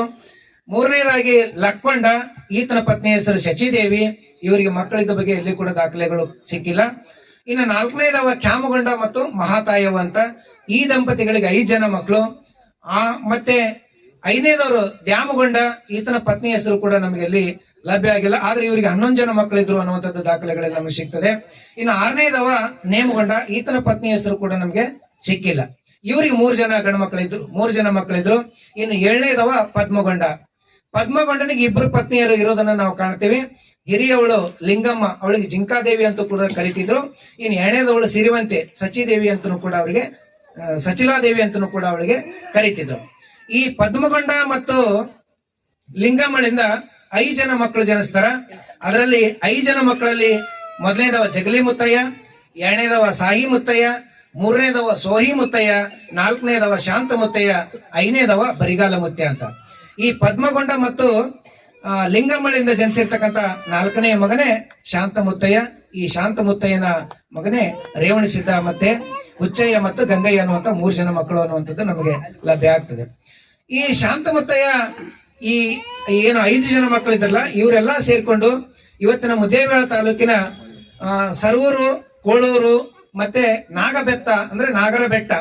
ಇಲ್ಲಿ ಕೋಳೂರು ಹತ್ರ ಅಂದ್ರೆ ನನ್ನ ಹುಟ್ಟೂರು ನೆರವೆಂಚಿ ಅನ್ನುವಂತ ಗ್ರಾಮ, ಅಲ್ಲಿ ತೂಗುಡ್ಡ ಅಂತ ಇದೆ, ಅದು ತೂಕದ ಗುಡ್ಡ ಅಂತ ಕರಿತಿದ್ರು.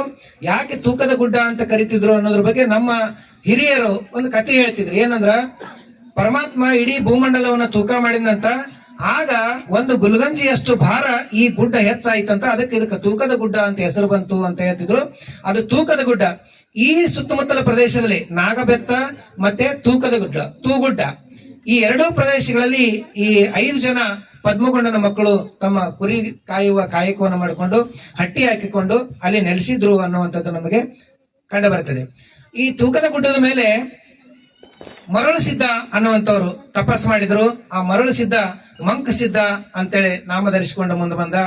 ಆತನಿಗೆ ರೇವಣ ಸಿದ್ಧರು ಅವ್ರಿಗೆ ಏನ್ ಮಾಡಿದ್ರು ಅಂದ್ರೆ ಅವರಿಗೆ ಆಶೀರ್ವಾದ ಮಾಡಿ ಆತನ ತಪಸ್ಸನ್ನ ಆಚರಿಸಲಿಕ್ಕೆ ಅವರು ಅನುವು ಮಾಡಿಕೊಟ್ರು ಅನ್ನುವಂಥದ್ದನ್ನ ನಮಗೆ ದಾಖಲೆಗಳಲ್ಲಿ ನಾವು ಕಾಣ್ತೀವಿ. ಮುಂದೆ ಕೊಲ್ಲಾಪುರದಲ್ಲಿ ಈ ಸರೂರಿನ ಮಂಕು ಒಡೆಯ ಅಥವಾ ಮಂಕು ಸಿದ್ಧ ಅಥವಾ ಮರಳು ಸಿದ್ಧ, ಈತನಿಗೆ ಕೊಲ್ಲಾಪುರದಲ್ಲಿ ರೇವಣ ಸಿದ್ಧರು ದೀಕ್ಷೆ ನೀಡಿದ್ರು. ಮುಂದೆ ಈ ಮರಳು ಸಿದ್ಧ ಮಂಕು ಸಿದ್ಧ ಹೋಗಿ ಮರಳು ಸಿದ್ಧ ಅನ್ನುವಂಥ ನಾಮಕರಣವನ್ನು ಮಾಡಿಕೊಂಡು ಕುರುಬರ ಕುಲದ ಏಳಿಗೆಗಾಗಿ ಆತ ಶ್ರಮಿಸಿದ ಅನ್ನುವಂಥದ್ದನ್ನು ನಮಗೆ ಕಂಡು ಬರ್ತದೆ. ಇನ್ನು ಇತ್ತೀಚಿನ ಅತ್ಯಂತ ಕರ್ನಾಟಕ ರಾಜ್ಯದಲ್ಲಿ ಪ್ರಭಾವಯುತವಾಗಿ ರೇವಣ ಸಿದ್ಧನನ್ನ ಪರಿವರ್ತನೆ ಮಾಡಿ ರೇಣುಕಾರಾಧ್ಯ, ರೇಣುಕಾಚಾರ್ಯ ಅನ್ನೋ ಕುರಿತಾಗಿ ಒಂದಿಷ್ಟು ನಮಗೆ ಮಾಹಿತಿಗಳನ್ನು ನಾವು ಕಾಣ್ತೀವಿ. ಕಳೆದ ಬಾರಿ ನಮ್ಮ ಲಿಂಗಸೂರು ನಗರದಲ್ಲಿ ಅತ್ಯಂತ ಅದ್ದೂರಿಯಾಗಿ ದಸರಾ ಸಂದರ್ಭದಲ್ಲಿ ದಸರಾ ದರ್ಬಾರನ್ನ ನಡೆಸಲಾಯಿತು. ಅಲ್ಲಿ ಒಂದು ದೊಡ್ಡ ಮೂರ್ತಿ ಸ್ಥಾಪನೆ ಮಾಡಿದ್ರು, ತಾವೆಲ್ಲರೂ ಕೂಡ ಗಮನಿಸಿರ್ಬೇಕು. ಅದು ರೇಣುಕಾಚಾರ್ಯರ ಮೂರ್ತಿ ಅಂತ. ಅದು ರೇಣುಕಾಚಾರ್ಯ ಮೂರ್ತಿ ಅಲ್ಲ, ರೇವಣ ಸಿದ್ಧರ ಮೂರ್ತಿ. ಇದಕ್ಕೆ ಇಲ್ಲಿ ನಾವು ಯಾವುದೇ ಧರ್ಮವನ್ನಾಗ್ಲಿ ಪಂಥವನ್ನಾಗ್ಲಿ ಟೀಕೆ ಮಾಡ್ತಾ ಇಲ್ಲ, ಇತಿಹಾಸವನ್ನ ತಿಳ್ಕೋಬೇಕು. ಅದಕ್ಕೆ ನಾವು ಕೊಲ್ಲಿಪಾಕಿಯ ಲಿಂಗೋದ್ಭವ ಘಟನೆಯನ್ನ ನಾವು ಹರಿಹರನ ಕಾವ್ಯಗಳಲ್ಲಿ ಕಾಣ್ತೇವೆ. ರೇವಣ ಸಿದ್ಧರ ರಗಳೆಯಲ್ಲಿ ಹರಿಹರ ಕವಿ ಬರೀತಾನೆ. ಕ್ರಿಸ್ತ ಶಕೆ 11-12ನೇ ಶತಮಾನದಲ್ಲಿ ರೇವಣ ಸಿದ್ಧರ ಪ್ರಸಿದ್ಧಿ ಅತ್ಯಂತ ಪ್ರಭಾವಯುತವಾಗಿ ಇರುವಂತಹ ಸಂದರ್ಭದಲ್ಲಿ ಏನಾಗ್ತದೆ ಅಂದ್ರೆ, ಅನೇಕ ರಾಜಮಂಥನಗಳು ಕರ್ನಾಟಕ ರಾಜ್ಯವನ್ನ ಭಾರತವನ್ನ ಆಳ್ತಿದ್ರು. ಭಾರತ ಸ್ವಾತಂತ್ರ್ಯ ಪೂರ್ವ ಕಾಲದಲ್ಲಿ ಇತ್ತು. ಆಗ ಇವರು ಈಗೇನು 3-4 ವರ್ಷದ ಬಾಲಕನಾಗಿದ್ದಾಗ ರೇವಾ ನದಿ ತೀರದಲ್ಲಿ ಸಿದ್ಧರ ಕೈಯಲ್ಲಿ ಸಿಕ್ಕೊಂಡಂತ ಈ ಬಾಲಕ ಸುಮಾರು 12 ವರ್ಷದವರೆಗೆ ಆ ಸಿದ್ಧರ ಅನೇಕ ಸಿದ್ಧಿಗಳನ್ನ ಅವರು ಸಿದ್ಧಿಸಿಕೊಂಡಿದ್ರು. ಅಂದ್ರೆ ಏನಂತೆ ನಾವು ಸಂಮೋಹನ ವಿದ್ಯೆಗಳು ಅಂತ ಹೇಳ್ತೀವಿ, ಮೋಡಿ ಮಾಡೋದಂತ ಹೇಳ್ತೀವಿ, ಮಾಟ ಮಂತ್ರ ಮಾಡೋದಂತ ಹೇಳ್ತೀವಿ. ಅವೆಲ್ಲ ಸಿದ್ಧಿಯನ್ನ ಮಾಡ್ಕೊಂಡಿದ್ರು ಸಿದ್ಧ ಪುರುಷರು. ಅವುಗಳನ್ನೆಲ್ಲವನ್ನು ಕೂಡ ಕೈವಶ ಮಾಡ್ಕೊಂತಿದ್ರು. ಅಂಥವುಗಳನ್ನೆಲ್ಲವನ್ನು ಕೂಡ ಆ ಸಿದ್ಧರಿಂದ ಆತ ಕಲ್ತುಕೊಂಡು ಆದ ನಂತರ ಅವರು ಅತ್ಯಂತ ಪ್ರಸಿದ್ಧಿಗೆ ಬಂದಿದ್ರು. ತದನಂತರ ಅವರು ಆ ಕಾಲದಲ್ಲಿ ಈ ರೇವಣ ಸಿದ್ಧರು ಉಚ್ಛ್ರಾಯ ಸ್ಥಿತಿಯೊಳಗ ಅತ್ಯಂತ ಪ್ರಸಿದ್ಧಿ ಸ್ಥಿತಿಯೊಳಗೆ ಇರುವಂತಹ ಸಂದರ್ಭದಲ್ಲಿ ಕರ್ನಾಟಕದಲ್ಲಿ ಹೊಯ್ಸಳರು ಆಳ್ತಿದ್ರು, ಕಲ್ಚೂರಿಗಳು ಆಳ್ತಿದ್ರು. ಇತ್ತ ಕಡೆ ನಮ್ಮ ಬೀದರ್ ಜಿಲ್ಲೆ ಒಳಗೆ ಬರುವಂತ ಕಲ್ಚೂರಿ ರಾಜಮಂಥನ, ನಾವೇನು ಬಿಜ್ಜಳನ ರಾಜಮಂಥನ ಅಂತ ಹೇಳ್ತೇವಲ್ಲ, ಆ ಮಂಥನ ಆಳ್ವಿಕೆ ಮಾಡ್ತಿತ್ತು. ಇತ್ತ ಕಡೆ ನೋಡಿದ್ರೆ ಚೋಳರ ಮಂಥನ, ಪಾಂಡ್ಯರ ಮಂಥನ ಇಲ್ಲಿ ನಮ್ಮ ದಕ್ಷಿಣ ಭಾರತದಲ್ಲಿ ಆಳ್ವಿಕೆಯನ್ನ ನಡೆಸ್ತಿತ್ತು. ಹಾಗಾಗಿ ಅತ್ಯಂತ ಪ್ರಸಿದ್ಧರಾಗಿರ್ತಕ್ಕಂಥ ರೇವಣ ಸಿದ್ಧರು ಅನೇಕ ರಾಜರಿಗೆ ರಾಜಗುರುಗಳಾಗಿ ಅವರು ನೇಮಕಗೊಂಡಿದ್ರು. ಅನೇಕ ರಾಜರು ಕೂಡ ಇವರನ್ನ ರಾಜಗುರುಗಳು ಅಂತ ಸ್ವೀಕಾರ ಮಾಡಿದ್ರು ಕೂಡ. ಆ ಸಂದರ್ಭದಲ್ಲಿ ನಾವು ಈ ಕೊಲ್ಲಿಪಾಕಿಯನ್ನು ಪ್ರಸ್ತಾಪ ಮಾಡಿದೇವಲ್ಲ, ಕೊಲ್ಲಿಪಾಕಿಯ ಆ ಘಟನೆಯನ್ನ ಹೇಳುವ ಮುನ್ನ ಇವರು ಅನೇಕ ರಾಜ ಮಹಾರಾಜರಿಗೆ ರಾಜಗುರುವಾಗಿದ್ದರಿಂದ ಆ ಸಂದರ್ಭದಲ್ಲಿ ಒಂದು ಘಟನೆ ನಡೀತದೆ. ಏನು ಅಂದ್ರೆ, ಕೊಲ್ಲಿಪಾಕಿಯಲ್ಲಿರುವಂತಹ ವೀರ ಸೋಮೇಶ್ವರ ದೇವಸ್ಥಾನದಲ್ಲಿ ಒಂದು ಘಟನೆ ನಡೀತದ. ಇವರು ರೇವಣ ಸಿದ್ಧರು ನಾಥ ಪಂಥದಲ್ಲಿ ಅವರು ಅತ್ಯಂತ ಪ್ರಸಿದ್ಧಿಯನ್ನು ಪಡೆದಿದ್ರು. ನಾಥ ಪಂಥದಲ್ಲಿ ಇರುವಂತ ಅನೇಕ ಲೋಪದೋಷಗಳನ್ನ ಅವರು ಕಂಡುಕೊಂಡು ಅದರಿಂದ ಹೊರಬಂದು ತಂದೆ ಆಗಿರ್ತಕ್ಕಂಥ ಹೊಸ ಪಂಥವನ್ನ ಸ್ಥಾಪನೆ ಮಾಡಲಿಕ್ಕೆ ವೇದಿಕೆಯನ್ನ ಸಿದ್ಧಪಡಿಸಿಕೊಂಡಿದ್ರು. ಆ ಮುನ್ಸೂಚನೆ ಈ ಕೊಲ್ಲಿಪಾಕಿಯಲ್ಲಿರುವಂತಹ ಎಲ್ಲ ಪ್ರಜೆಗಳಿಗೂ ಕೂಡ ಸಿಕ್ಕಿತ್ತು. ಆ ಕಾರಣಕ್ಕಾಗಿ ಅಲ್ಲೊಂದು ದೊಡ್ಡ ಧಾರ್ಮಿಕ ಸಮಾರಂಭವನ್ನು ಏರ್ಪಡಿಸಲಾಗಿತ್ತು. ಏರ್ಪಡಿಸಿದಂತ ಸಂದರ್ಭದಲ್ಲಿ ಹರಿಹರ ಕವಿ ದಾಖಲಿಸುವಂತೆ ಅಲ್ಲಿ ಬರೀತಾನೆ. ಹರಿಹರನ ಪ್ರಕಾರ ಮಂದಿರದ ತೆರೆ ಸರಿದೊಡನೆ ರೇವಣ ಸಿದ್ಧರು ಸೋಮೇಶ್ವರ ಲಿಂಗದ ಹಿಂದೆ ಪ್ರಕಟಗೊಂಡರು ಅಂತ ಹರಿಹರ ಕವಿ ರೇವಣ ಸಿದ್ಧರ ರಗಳೆಯಲ್ಲಿ ಬರೀತಾರೆ. ಅದನ್ನೇ ಇತ್ತೀಚಿನ ದಿನಮಾನಗಳಲ್ಲಿ ರೇವಣ ಸಿದ್ಧರು ಲಿಂಗದಲ್ಲೇ ಉದ್ಭವ ಆದರು ಅನ್ನೋದನ್ನ ಚಿತ್ರಿಸಿಕೊಂಡು ಹೊಂಟಾರ. ಆಕ್ಚುಲಿ ರೇವಣ ಸಿದ್ಧರು ಲಿಂಗದಲ್ಲಿ ಉದ್ಭವ ಆಗ್ಲಿಲ್ಲ. ಹರಿಹರ ಕವಿಯ ದಾಖಲೆಯ ಪ್ರಕಾರ ಲಿಂಗದ ಹಿಂದೆ ಪ್ರಕಟಗೊಂಡ್ರು. ಅಂದ್ರೆ ಅವರು ಹೊಸ ಪಂಥವನ್ನು ಹುಟ್ಟಾಕ್ಲಿಕ್ಕೆ ರೇವಣ ಸಿದ್ಧರು ಕೊಲ್ಲಿಪಾಕಿಯ ಸೋಮೇಶ್ವರ ದೇವಸ್ಥಾನದಲ್ಲಿ ವೇದಿಕೆಯನ್ನು ಸಿದ್ಧಪಡಿಸಿಕೊಂಡಿದ್ರು. ಹಾಗಾಗಿ ಆ ಮಂದಿರದ ತೆರೆ ಸರಿದೊಡನೆ ಅಂದ್ರೆ ಬಾಗಿಲನ್ನ ತೆರೆದಾಕ್ಷಣ ರೇವಣ ಸಿದ್ಧರು ಲಿಂಗದ ಹಿಂದೆ ನಿಂತಿದ್ರು. ಹೊಸ ಪಂಥಕ್ಕೆ ಅವರು ಮುನ್ನುಡಿಯನ್ನ ಬರೀಲಿಕ್ಕೆ ಸಿದ್ಧರಾಗಿದ್ರು ಅನ್ನೋದನ್ನ ಹರಿಹರ ಕವಿ ದಾಖಲಿಸ್ತಾನೆ. ಆದ್ರೆ ಇತ್ತೀಚಿನ ಕವಿಗಳು ಲಿಂಗದಲ್ಲೇ ರೇವಣಿಸಿದ್ದ ಉದ್ಭವಿಸಿದ್ರು ಅನ್ನುವಂಥ ತಪ್ಪು ಮಾಹಿತಿಯನ್ನ ಅದನ್ನೇ ವಿಜೃಂಭಿಸಿಕೊಂಡು ಅದೇ ವಿಷಯ ರಾರಾಜಿಸ್ತಾ ಇದೆ. ನಿಜಕ್ಕೂ ಕೂಡ ರೇವಣಿಸಿದ್ದರು ಲಿಂಗದ ಹಿಂದೆ ನಿಂತಿದ್ದರೆ ಹೊರತು ಲಿಂಗದಲ್ಲಿ ಹುಟ್ಟಿಲ್ಲ. ಅವರು ಕೂಡ ಮನುಷ್ಯರಂತೆ ನಮ್ಮ ನಿಮ್ಮಂತೆ ಸಾಮಾನ್ಯ ಮನುಷ್ಯರಾಗಿದ್ರು. ಅವರು ತಂದೆ ತಾಯಿ ಉದರದಲ್ಲೇ ಜನಿಸಿ ಬಂದಿದ್ರು ಅನ್ನೋದನ್ನ ಯಾರು ಕೂಡ ಮರೆಯುವಂತಿಲ್ಲ ಅನ್ನುವಂಥದ್ದು. ಆದರೆ ಮುಂದೆ ನಾವು ಈ ಕೊಲ್ಲಿಪಾಕಿಯಲ್ಲಿ ಅವ್ರೇನು ಹೊಸ ಪಂಥ ಹುಟ್ಟಾಕಿದ್ರಂದ್ರೆ ಅದು ಶೈವ ಸಿದ್ಧ ಪಂಥ ಅನ್ನುವಂಥ ಹೊಸ ಒಂದು ಮತವನ್ನ ಹೊಸ ಪಂಥವನ್ನಲ್ಲಿ ಹುಟ್ಟಾಕಿದ್ರು. ಅಂದ್ರೆ ರೇವಣಸಿದ್ಧರು ಕೊಲ್ಲಿಪಾಕಿಯ ಸೋಮೇಶ್ವರ ದೇವಸ್ಥಾನದಲ್ಲಿ ಹೊಸ ಧರ್ಮದ ಪ್ರವರ್ತಕರಾಗಿದ್ರು ಅನ್ನುವಂಥದ್ದು ಶೈವ ಸಿದ್ಧ ಪಂಥಕ್ಕೆ ಹೊರತು ವೀರಶೈವಕ್ಕಲ್ಲ. ವೀರಶೈವರು ರೇವಣಾಚಾರ್ಯ, ರೇಣುಕಾಚಾರ್ಯ, ರೇಣುಕಾರಾಧ್ಯ ಅಂತ ಹೇಳ್ಕೊಂಡೇನು ಹೋಗ್ತೀವಲ್ಲ, ಅದು ವೀರಶೈವದ ಮತ ಸ್ಥಾಪನೆಗಾಗಿ ರೇವಣಸಿದ್ಧರು ಶ್ರಮಿಸಿದ್ದಲ್ಲ. ತನ್ನದೇ ಆಗಿರ್ತಕ್ಕಂಥ ಹೊಸ ಪಂಥ ಶೈವ ಸಿದ್ಧ ಪಂಥ ಅನ್ನೋದನ್ನ ಅವರು ಸ್ಥಾಪನೆ ಮಾಡಿದ್ರು. ಆಗ ಅವರು ಸ್ಥಾಪನೆ ಮಾಡಿದಂತ ಸಂದರ್ಭದಲ್ಲಿ ಕರ್ನಾಟಕ ರಾಜ್ಯದಲ್ಲಿ ವೀರಶೈವ ಪಂಥವೇ ಅಸ್ತಿತ್ವದಲ್ಲಿ ಇರಲಿಲ್ಲ ಅನ್ನುವಂಥದ್ದನ್ನ ಪ್ರಜ್ಞಾವಂತರಾದಂತ ನಾವೆಲ್ಲರೂ ಇದನ್ನ ತಿಳ್ಕೊಳ್ಬೇಕು. ಆಗ ವೀರಶೈವ ಧರ್ಮವೇ ಅಸ್ತಿತ್ವದಲ್ಲಿ ಇರಲಿಲ್ಲ. ಆ ಸಂದರ್ಭದಲ್ಲಿ ಶೈವ ಸಿದ್ಧ ಪಂಥವನ್ನ ಸ್ಥಾಪನೆ ಮಾಡಿರ್ತಕ್ಕಂಥವ್ರು ನಮ್ಮ ಕುಲಗುರು ರೇವಣಸಿದ್ಧರು ಅನ್ನುವಂಥದ್ದು. ಇನ್ನ ರೇವಣಸಿದ್ಧರ ಮಡದಿ ಮಕ್ಕಳ ವಿಚಾರಕ್ಕೆ ಬರೋದಾದ್ರೆ, ರೇವಣಸಿದ್ಧರು ವೀರಶೈವ, ಸನ್ಯಾಸ, ಬ್ರಹ್ಮಚರ್ಯ. ವೀರಶೈವ ಧರ್ಮ ಅಂತ ನಾವು ನೋಡಿದಾಗ ಈ ವೀರಶೈವ ಧರ್ಮ ಅನ್ನುವಂಥದ್ದು ಸನ್ಯಾಸವನ್ನು ವಿರೋಧಿಸ್ತದೆ, ಜೊತೆಗೆ ಬ್ರಹ್ಮಚರ್ಯನ್ನು ಕೂಡ ವಿರೋಧಿಸ್ತದೆ. ಅಂದ್ರೆ ಸಂಸಾರದೊಳಗಿದ್ದುಕೊಂಡು ಸಂಸಾರವನ್ನು ಗೆದ್ದು ಬದುಕಿನ ಸಾರ್ಥಕತೆಯನ್ನ ಕಾಣಬೇಕು ಅನ್ನುವಂಥದ್ದು ವೀರಶೈವ ಧರ್ಮದ ಪ್ರತಿಪಾದನೆ. ಅಲ್ಲಿ ಇದ್ದುಕೊಂಡೇನೆ ನಾವು ಧರ್ಮ ಕಾರ್ಯವನ್ನು ಮಾಡಬೇಕು ಅನ್ನುವಂಥದ್ದನ್ನು ಕೂಡ ಪ್ರತಿಪಾದನೆ ಮಾಡ್ತದೆ. ಅದನ್ನ ಬಸವಣ್ಣವರು ಕೂಡ ನಾವು ನೋಡ್ತೀವಿ. ಬಸವಣ್ಣವರಿಗೆ ಇಬ್ಬರು ಪತ್ನಿಯರಿದ್ರು. ಸಂಸಾರದಲ್ಲಿ ಇದ್ದುಕೊಂಡೇ ಭವಸಾಗರವನ್ನು ಗೆಲ್ಲುವ ನಿಟ್ಟಿನಲ್ಲಿ ಬಸವಣ್ಣವರು ಪ್ರಯತ್ನಿಸಿದರು ಅನ್ನೋದನ್ನ ತದನಂತರದ 12ನೇ ಶತಮಾನದ ವಚನ ಚಳವಳಿಯಲ್ಲಿ ನಾವು ನೀವೆಲ್ಲರೂ ಕೂಡ ಅದನ್ನ ಕಾಣ್ತೀವಿ. ಹಾಗಾಗಿ ರೇವಣಸಿದ್ಧರು ಸನ್ಯಾಸಕ್ಕಿಂತಲೂ ಸಂಸಾರದಲ್ಲಿಯೇ ಇದ್ದುಕೊಂಡು ಮುಕ್ತಿ ಮಾರ್ಗವನ್ನ ಕಂಡವರು. ಅವರು ನಾಥ ಸಂಪ್ರದಾಯ ಅಥವಾ ಸಿದ್ಧ ಸಂಪ್ರದಾಯಗಳಲ್ಲಿ ಇರುವಂತಹ 3 ಮಾಂಸ, ಮದಿರೆ, ಮೈಥುನ, ಈ 3 ಕೂಡ ಈ ನಾಥ ಪಂಥದಲ್ಲಿ ಅಥವಾ ಸಿದ್ಧ ಪಂಥದಲ್ಲಿ ಸರ್ವೇ ಸಾಮಾನ್ಯವಾಗಿದ್ದವು. ಇವುಗಳನ್ನು ಬಿಟ್ಟು ಹೊರಗೆ ಬರಬೇಕು ಅನ್ನುವಂಥದ್ದು ರೇವಣಸಿದ್ಧರ ಒಲವಾಗಿದ್ದರಿಂದ ಅವರು ತಮ್ಮದೇ ಆಗಿರ್ತಕ್ಕಂಥ ಶೈವ ಸಿದ್ಧ ಪಂಥವನ್ನು ಅವರು ಸ್ಥಾಪನೆ ಮಾಡಿದ್ರು ಅಂತ. ಇನ್ನ ರೇವಣಸಿದ್ಧರಿಗೆ ಅನೇಕ ಜನ ಪತ್ನಿಯರು ಕೂಡ ಇದ್ರು ಅನ್ನುವಂಥದ್ದನ್ನ ಕಾಣ್ತೀವಿ. ಇನ್ನೂ ಕೆಲವರು ಮುಂದುವರೆದು ರೇವಣಸಿದ್ಧರಿಗೆ 101 ಜನ ಪತ್ನಿಯರು ಇದ್ರು ಅಂತ ದಾಖಲಿಸ್ತಾರೆ. ಅದರಲ್ಲಿ ಕೆಲವರನ್ನ ನಾವು ಓದಿದಂತೆ ಅಥವಾ ಇತಿಹಾಸಕಾರ ದಾಖಲಿಸಿದಂತೆ ನೋಡೋದಾದ್ರೆ, ಇವರು ಅನೇಕ ರಾಜ ಮಹಾರಾಜರಿಗೆ, ಚೋಳ ರಾಜಮನೆತನಕ್ಕೂ ಕೂಡ ಇವರು ರಾಜಗುರು. ಆದ್ದರಿಂದ ಅನೇಕ ರಾಜ ಮಹಾರಾಜರು ತಮ್ಮ ಹೆಣ್ಣು ಮಕ್ಕಳನ್ನ ಅಥವಾ ಸಹೋದರಿಯರನ್ನ ರೇವಣಸಿದ್ಧರಿಗೆ ಮದುವೆ ಮಾಡಿಕೊಟ್ಟಿದ್ರು ಅನ್ನೋದು ಕೂಡ ನಮ್ಮ ದಾಖಲೆಗಳಲ್ಲಿ ಕಂಡು ಬರ್ತದೆ. ಅದರಲ್ಲಿ ನಾವು ನೋಡೋದಾದ್ರೆ ಕಲಚೂರಿ ಸೋವಿದೇವ ಅನ್ನುವಂತ ಒಬ್ಬ ರಾಜ ಬರ್ತಾನೆ. 1168ರಿಂದ 1176ರಲ್ಲಿ ಈತನ ಆಳ್ವಿಕೆ ಬರ್ತದೆ. ಕಲ್ಚೂರಿ ಮನೆತನದ ಸೋವಿದೇವ ಅಂತ. ಈತನ ಪತ್ನಿ ಸುಲಕ್ಷಣೆ ಅನ್ನುವಂಥವು. ಈ ಸೋವಿದೇವ ಅನ್ನುವಂಥವನು ಈ ರಾಜನ ಅರಮನೆಯ ಪುತ್ರಿ ಸುಲಕ್ಷಣೆ ಅನ್ನುವಳನ್ನ ರೇವಣಸಿದ್ಧರಿಗೆ ಮದುವೆ ಮಾಡಿಕೊಟ್ಟಿದ್ರು. ಇದು ರೇವಣಸಿದ್ಧರ ಮೊಟ್ಟ ಮೊದಲ ಮದುವೆ. ಕಲಚೂರಿ ರಾಜಮನೆತನದ ಸೋವಿದೇವನ ಅರಮನೆಯ ರಾಜಪುತ್ರಿ ಅವಳು ರೇವಣಸಿದ್ಧರ ಮೊಟ್ಟ ಮೊದಲನೇ ಪತ್ನಿ. ಅವಳ ಹೆಸರು ಸುಲಕ್ಷಣೆ ಅಂತ ಕಂಡು ಬರ್ತದ. ಈ ಚೋಳರ ದೊರೆಯಾಗಿರ್ತಕ್ಕಂಥ ರಾಜರಾಜೇಂದ್ರ ಚೋಳ ಅಂತ ಬರ್ತಾನ. ಈ ರಾಜರಾಜೇಂದ್ರ ಚೋಳನ ಮಗಳಾಗಿರ್ತಕ್ಕಂಥ ಸೌಂದರ್ಯ ದೇವಿಯನ್ನು ಕೂಡ ರೇವಣಸಿದ್ಧರು ವಿವಾಹವಾಗಿದ್ರು. ಈ ರಾಜರಾಜೇಂದ್ರ ಚೋಳನ ಮಗಳಾಗಿರ್ತಕ್ಕಂಥ ಸೌಂದರ್ಯ ದೇವಿಯಿಂದ ಇವರ ವಿವಾಹ 1118ರಲ್ಲಿ ಆಗಿತ್ತು ಅನ್ನುವಂಥದ್ದು ದಾಖಲೆಯಲ್ಲಿ ನಮ್ಗೆ ಸಿಗ್ತದೆ. ಸೌಂದರ್ಯ ದೇವಿಯ ಹೊಟ್ಟೆಯಿಂದ ರುದ್ರಮುನಿ ಅನ್ನುವಂತ ಒಬ್ಬ ಮಗನನ್ನ ರೇವಣಸಿದ್ಧರು ಪಡ್ಕೊಂಡಿದ್ರು. ತದನಂತರ ಈ ವಿವಾಹದ ದಾಖಲೆಯನ್ನು ಕೂಡ ಸಿಗ್ತದೆ. ಇದು ತಮಿಳುನಾಡಿನ ತಂಜಾವೂರಿನಲ್ಲಿ ನಡೆದಿತ್ತು ಅನ್ನುವಂಥದ್ದು ನಮಗೆ ಗೊತ್ತಾಗ್ತದೆ.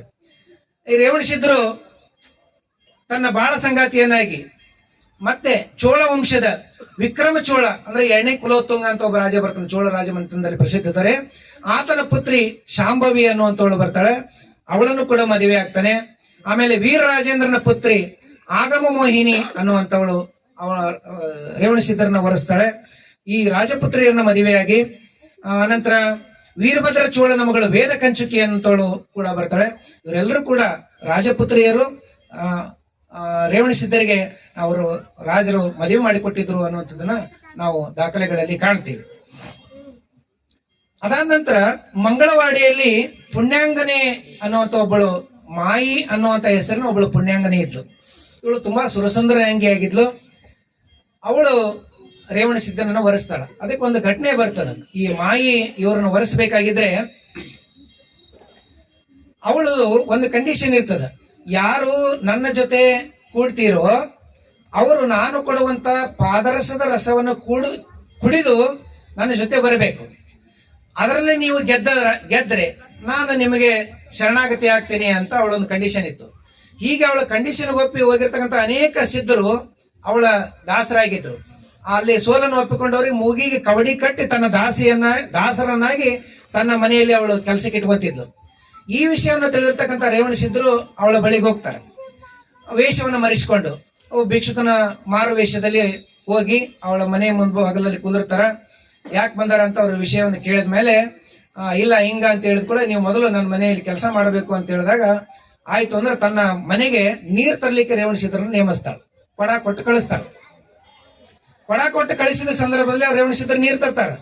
ಹೆಂಗ ನೀರ್ ತರ್ತಾರ ಅಂದ್ರೆ ಅಲ್ಲಿ ಹೋಗ್ತಾರ, ಕೊಡ ಇಡ್ತಾರ, ಕೊಡ ತಂದು ಹಿಂಗ ಹೆಗಲ ಮೇಲೆ ಇಟ್ಕೊಂತಾರ. ಕೊಡಕ್ಕೂ ಹೆಗಲಿಗೂ ಅಂತರ ಇರ್ತದ. ಕೊಡ ಹೆಗಲಿಗೆ ತಟ್ಟೆ ಇರಂಗಿಲ್ಲ. ಅದು ಆ ರೀತಿ ಎಷ್ಟು ಬೇಕಷ್ಟು ಸಾಕಷ್ಟು ನೀರನ್ನು ತಂದಾಕ್ತಾರ. ಒಂದ್ಸಲ ಅವಳು ಗಮನಿಸ್ತಾಳ, ಈ ಮನುಷ್ಯನ ದಣಿವೆ ಆಗೋದಿಲ್ಲೇನೋ, ನಾನು ಎಷ್ಟು ನೀರು ತಂಬಾದ್ರೂ ನನಗೆ ಹೇಳೋಕ್ಕಿಂತ ಹೆಚ್ಚು ನೀರು ತಂದಾಕ್ತಾನ, ಏನಿರ್ಬೇಕು ಅಂತ ಅವಳು ದೂರದಿಂದ ಅವ್ರು ರೇವಣಸಿದ್ಧರು ಕೊಡ ಹೊತ್ಕೊಂಡ್ ಬರೋದನ್ನು ಗಮನಿಸ್ತಾಳೆ. ಈ ಮಾಯಿ ಗಮನಿಸಿದಾಗ ಕೊಡ ಹೆಗಲಿಗೆ ಅವಳು ಹತ್ತಿರಂಗಿಲ್ಲ. ಕೊಡ ರೇವಣಸಿದ್ಧರ ಹೆಗಲಿಗೆ ಅದು ಅಂತರದಲ್ಲಿ ಇರ್ತದ.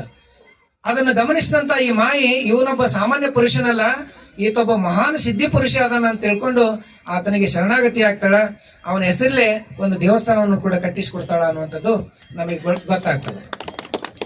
ತದನಂತರ ಅವಳಿಗೆ ಸೋತಂತ ಅವಳು ರೇವಣಸಿದ್ಧನನ್ನು ವಿವಾಹವಾಗ್ತಾಳ. ರೇವಣಸಿದ್ಧನ ಕೊನೆಯ ದಿನದವರೆಗೂ ಕೂಡ ರೇವಣಸಿದ್ಧನ ಜೊತೆಗಿದ್ದವಳು ಈ ಮಾಯೆ. ಇವಳಿಂದ ರೇವಕ್ಕ ಅನ್ನುವಂತ ಮಗಳು ಕೂಡ ಜನಿಸಿದ್ಲು. ಅವಳನ್ನ ರೇಣಾಂಬೆ ಅನ್ನುವಂತ ಕೆಲವು ದಾಖಲೆಗಳಲ್ಲಿ ಕೂಡ ಕಾಣ್ತೇವೆ. ರೇಣುಕಾಂಬೆ ಅಂತ ಕರೀತಾರ, ರೇಣಾಂಬೆ ಅಂತ ಕರೀತಾರ, ರೇವಕ್ಕ ಅಂತ ಕರೀತಾರ. ರೇವಣಸಿದ್ಧರ ಕೊನೆಯ ದಿನದವರೆಗೂ ಕೂಡ ಅವ್ರ ಜೊತೆ ಇದ್ದವರು ಈ ಮಾಯಿ ಮತ್ತೆ ಅವಳ ಪುತ್ರಿ ರೇಣಾಂಬೆ ಅಥವಾ ರೇವಕ್ಕ ಅನ್ನುವಂಥವ್ರು. ಇನ್ನ ರೇವಣಸಿದ್ಧರು ಈ ಕಲಚೂರಿ ಮನೆತನ ಸಂದರ್ಭದಲ್ಲಿ ಇದ್ರು ಅಂತ ನಾವು ಹೇಳ್ತೀವಿ. ಈ ಬೀದರ ಜಿಲ್ಲೆ ಬಸವ ಕಲ್ಯಾಣದಲ್ಲಿ ತ್ರಿಪುರಾಂತಕ ಕೆರೆ ಅಂತ ಈಗಲೂ ಕೂಡ ಐತಿ. ತ್ರಿಪುರಾಂತಕ ಕೆರೆ ಅಂತ. ಈ ತ್ರಿಪುರಾಂತಕ ಕೆರೆಯನ್ನ ತೋಡಿಸಿದವರು ರೇವಣಸಿದ್ಧರು. ರೇವಣಸಿದ್ಧರ 101 ಜನ ಪತ್ನಿಯರ ಜೊತೆಗೆ ಸೇರಿಕೊಂಡು ತಾವು ಕೂಡ ಅಂಡುಗಚ್ಚಿ ಹಾಕಿ ಕೆರೆ ಕಟ್ಟೆಯನ್ನು ಕಡಿದು ಕೆರೆಯನ್ನ ನಿರ್ಮಾಣ ಮಾಡಿದ್ರು ಅನ್ನುವಂಥದ್ದು ದಾಖಲೆಗಳಲ್ಲಿ ಕಂಡು ಬರ್ತದ. ಈ ತ್ರಿಪುರಾಂತಕ ಕೆರೆಯ ಪಕ್ಕದಲ್ಲಿ ಒಂದು ಚಂಗಣಗಿಲ ಮಂಟಪ ಅಂತ ಐತಿ.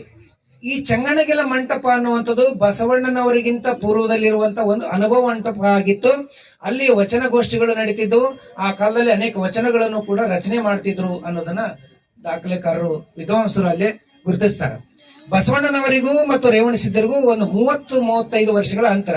ಅಂದ್ರೆ ಬಸವಣ್ಣನವರಿಗಿಂತ 35 ವರ್ಷ ಹಿರಿಯವರು ರೇವಣಸಿದ್ಧರು, ಇತಿಹಾಸ ಪುರುಷರು.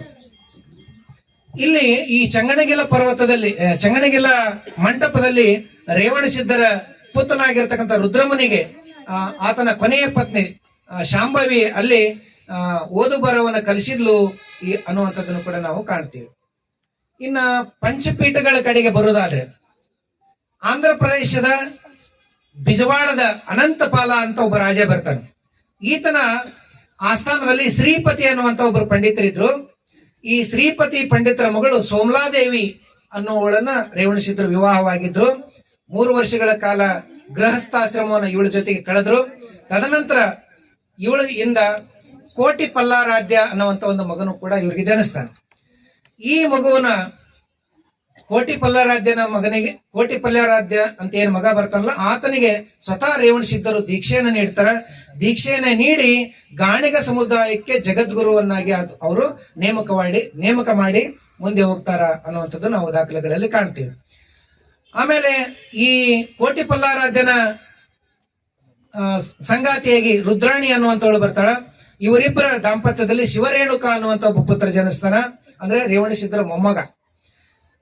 ಆತ ಕೋಟಿ ಪಲ್ಲಾರಾಧ್ಯನ ಮುಂದಿನ ತಲೆಮಾರು, ಮುಂದಿನ ಜನಾಂಗ ಅದು ಮುಂದುವರ್ಕೊಂಡು ಹೋಗ್ತದ. ಇವರ ವಂಶಜರು ಅಂದ್ರೆ ರೇವಣಸಿದ್ಧನ ಮೊಮ್ಮಗನ ವಂಶಜರು ಶ್ರೀ ಸಾಸಲು ಜಕಣಾರಾಧ್ಯನವರೆಗೆ ಅದು ಮುಂದುವರಿತದ. 1450ನೇ ಇಸ್ವಿವರೆಗೂ ಕೂಡ ಈ ರೇವಣಸಿದ್ಧನ ಪರಂಪರೆ, ರೇವಣಸಿದ್ಧನ ಮಕ್ಕಳು ಮೊಮ್ಮಕ್ಕಳು ಇದು ಮುಂದುವರ್ಕೊಂಡು ಬರ್ತದ.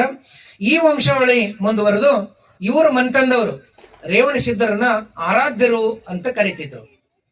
ಯಾರ ಮನ್ತಂದರು? ಕೋಟಿ ಪಲ್ಲಾರಾಧ್ಯನ ವಂಶಾವಳಿ ಏನು ಬರ್ತದಲ್ಲ, ಅವರು ನಮ್ಮ ಮೂಲ ಪುರುಷ, ನಮ್ಮ ಆರಾಧ್ಯ ಯಾರು ಅಂದ್ರ ರೇವಣಸಿದ್ಧ ಅಂತ ಕರ್ಕೊಂಡು ಬಂದ್ರು. ಮುಂದೆ ಇವರು ಮನ್ತಂದವರಿಗೆ ರೇವಣಾರಾಧ್ಯ, ರೇಣುಕಾರಾಧ್ಯ ಅನ್ನುವಂತ ಹೆಸರುಗಳು ಮುಂದುವರೆದು ರೇವಣಸಿದ್ಧರನ್ನ ಪಂಚಪೀಠಗಳಲ್ಲಿ ಪ್ರಥಮ ಪೀಠ ಅಂತ ಅವ್ರು ಎಣಿಕೆ ಮಾಡ್ಕೊಂತ ಬಂದ್ರು. 5 ಪೀಠಗಳಲ್ಲಿ ಮೊದಲನೇ ಪೀಠ ಅದು ರೇವಣಸಿದ್ಧರ ಪೀಠ, ರೇವಣಾರಾಧ್ಯರ ಪೀಠ, ರೇಣುಕಾರಾಧ್ಯರ ಪೀಠ. ರೇವಣಾರಾಧ್ಯ ಮತ್ತೆ ಬೇರೆ ಯಾರು ಅಲ್ಲ, ಅವರು ಮೂಲತಃ ರೇವಣಸಿದ್ಧರು ಅನ್ನುವಂಥದ್ದು ಐತಿಹಾಸಿಕ ದಾಖಲೆಗಳು. ಯಾವುದೂ ಕೂಡ ಇದು ಊಹಾಪೋಹ ಇಲ್ಲ. ಸುಮಾರು 15-20 ದಾಖಲೆಗಳು ಕೂಡ ನಮ್ಮಲ್ಲಿ ಲಭ್ಯ ಅದಾವ. ಇನ್ನ ರೇವಣಸಿದ್ಧರ ಬೆಟ್ಟ ಅನ್ನೋದನ್ನ ನಾವು ಕಾಣ್ತೀವಿ.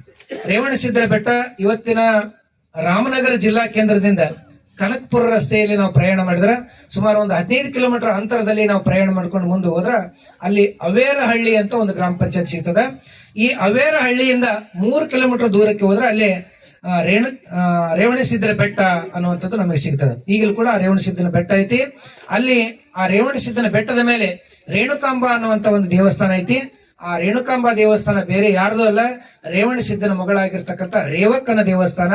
ಅಂದ್ರೆ ರೇವಣಸಿದ್ಧರ ಜೊತೆಗೆ ಆ ಮಗಳು ಇದ್ಲು, ಅಲ್ಲೇ ಅವಳು ಸಮಾಧಿ ಹೊಂದಿದ್ಲು.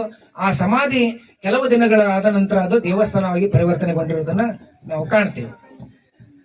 ತದನಂತರ ಇಲ್ಲಿ ಈ ಸಮಾಧಿ ಸ್ಥಳ ಈಗೇನು ದೇವಸ್ಥಾನವಾಗಿ ಪರಿವರ್ತನೆ ಆಗಿದೆ. ಇಲ್ಲಿ ವ್ಯಾಸ ಪೂರ್ಣಿಮೆ ಎಂದು ಅಂದ್ರೆ ಮೇ ತಿಂಗಳಿನಲ್ಲಿ 5 ದಿನಗಳ ಕಾಲ ಇಲ್ಲೇ ಜಾತ್ರೆ ನಡೀತದೆ. ಈ ಅವೇರಹಳ್ಳಿಯನ್ನ ದಾಟಿ ಅಂದ್ರೆ ಮುಂದೆ ಅರ್ಕಾವತಿ ನದಿ ಐತಿ. ಆ ಅರ್ಕಾವತಿ ನದಿಯನ್ನ ದಾಟಿಕೊಂಡು ನಾವು ಮುಂದೆ ಹೋದ್ರೆ ಅಲ್ಲಿ ಗುನ್ನೂರು ಅನ್ನುವಂತ ಒಂದು ಗ್ರಾಮ ಕಂಡು ಬರ್ತದ. ಈ ಗುನ್ನೂರು ಗ್ರಾಮದಲ್ಲಿ ಒಂದು ದೇವಸ್ಥಾನ ಕಂಡು ಬರ್ತದ. ಆ ಊರಿನ ಗ್ರಾಮ ದೇವತೆ ಮಾಯಿ ದೇವಸ್ಥಾನ ಅಂತ. ಆ ಮಾಯಿ ಬೇರೆ ಯಾರು ಅಲ್ಲ, ರೇವಣಸಿದ್ಧನ ಪತ್ನಿ. ಅದು ಕೂಡ ಅವಳ ಸಮಾಧಿ ಸ್ಥಳವೇ. ತದನಂತರ ಅದು ದೇವಸ್ಥಾನವಾಗಿ ಪರಿವರ್ತನೆಗೊಂಡದ. ಈ ಮಾಯಿ ದೇವಸ್ಥಾನ ಆ ಊರಿನ ಗ್ರಾಮ ದೇವತೆಯ ದೇವಸ್ಥಾನವಾಗಿದ್ದು ಇಂದಿಗೂ ಕೂಡ ಅಲ್ಲಿ ಯಾವುದೇ ಜಾತಿ ಮತ ಪಂಥಗಳೆನ್ನದೆ ಇಡೀ ಊರಿನ ಜನರೆಲ್ಲ ಸೇರ್ಕೊಂಡು ಅತ್ಯಂತ ಅದ್ದೂರಿಯಿಂದ ಜಾತ್ರೆಯನ್ನ ಅಲ್ಲಿ ಮಾಡೋದನ್ನ ನಾವು ಕಾಣ್ತೀವಿ. ಜೊತೆಗೆ ಅಲ್ಲಿ ಒಂದು ರಥನೂ ಕೂಡ ನಿರ್ಮಾಣ ಮಾಡಿ ರಥೋತ್ಸವ ಕಾರ್ಯಕ್ರಮ ಕೂಡ ಇವತ್ತಲೂ ಕೂಡ ಅಲ್ಲಿ ನಡೀತದೆ. ಇಲ್ಲಿ ಇದೇ ರೇವಣಸಿದ್ಧರ ಬೆಟ್ಟದಲ್ಲಿ ರೇವಣಸಿದ್ಧರು ಜೀವಂತ ಸಮಾಧಿಯನ್ನ ಹೊಂದಿದ್ರು ಅನ್ನೋದನ್ನ ನಾವು ಕಾಣ್ತೀವಿ. ಅಲ್ಲಿ ಕನಕಪುರ ಜಿಲ್ಲೆಯ ಅವೇರಹಳ್ಳಿ ಅಲ್ಲಿ ಕಂಡು ಬರುವಂತ ರೇವಣಸಿದ್ಧರ ಬೆಟ್ಟದಲ್ಲಿ ರೇವಣಸಿದ್ಧರು ಜೊತೆಗೆ ಆತನ ಪತ್ನಿ ಮಾಯಾದೇವಿ, ಮಾಯಿ, ಆತನ ಮಗಳು ಯಾರೋ ರೇವಕ್ಕ, ಈ 3 ಜನ ಕೂಡ ಅಲ್ಲಿ ಜೀವಂತ ಸಮಾಧಿಯನ್ನು ಹೊಂದಿದ್ರು. ಜೀವಂತ ಸಮಾಧಿ ಹೊಂದುವಂತ ಪದ್ಧತಿ ವೀರಶೈವ ಪರಂಪರೆಯಲ್ಲಿ ಇಲ್ಲ.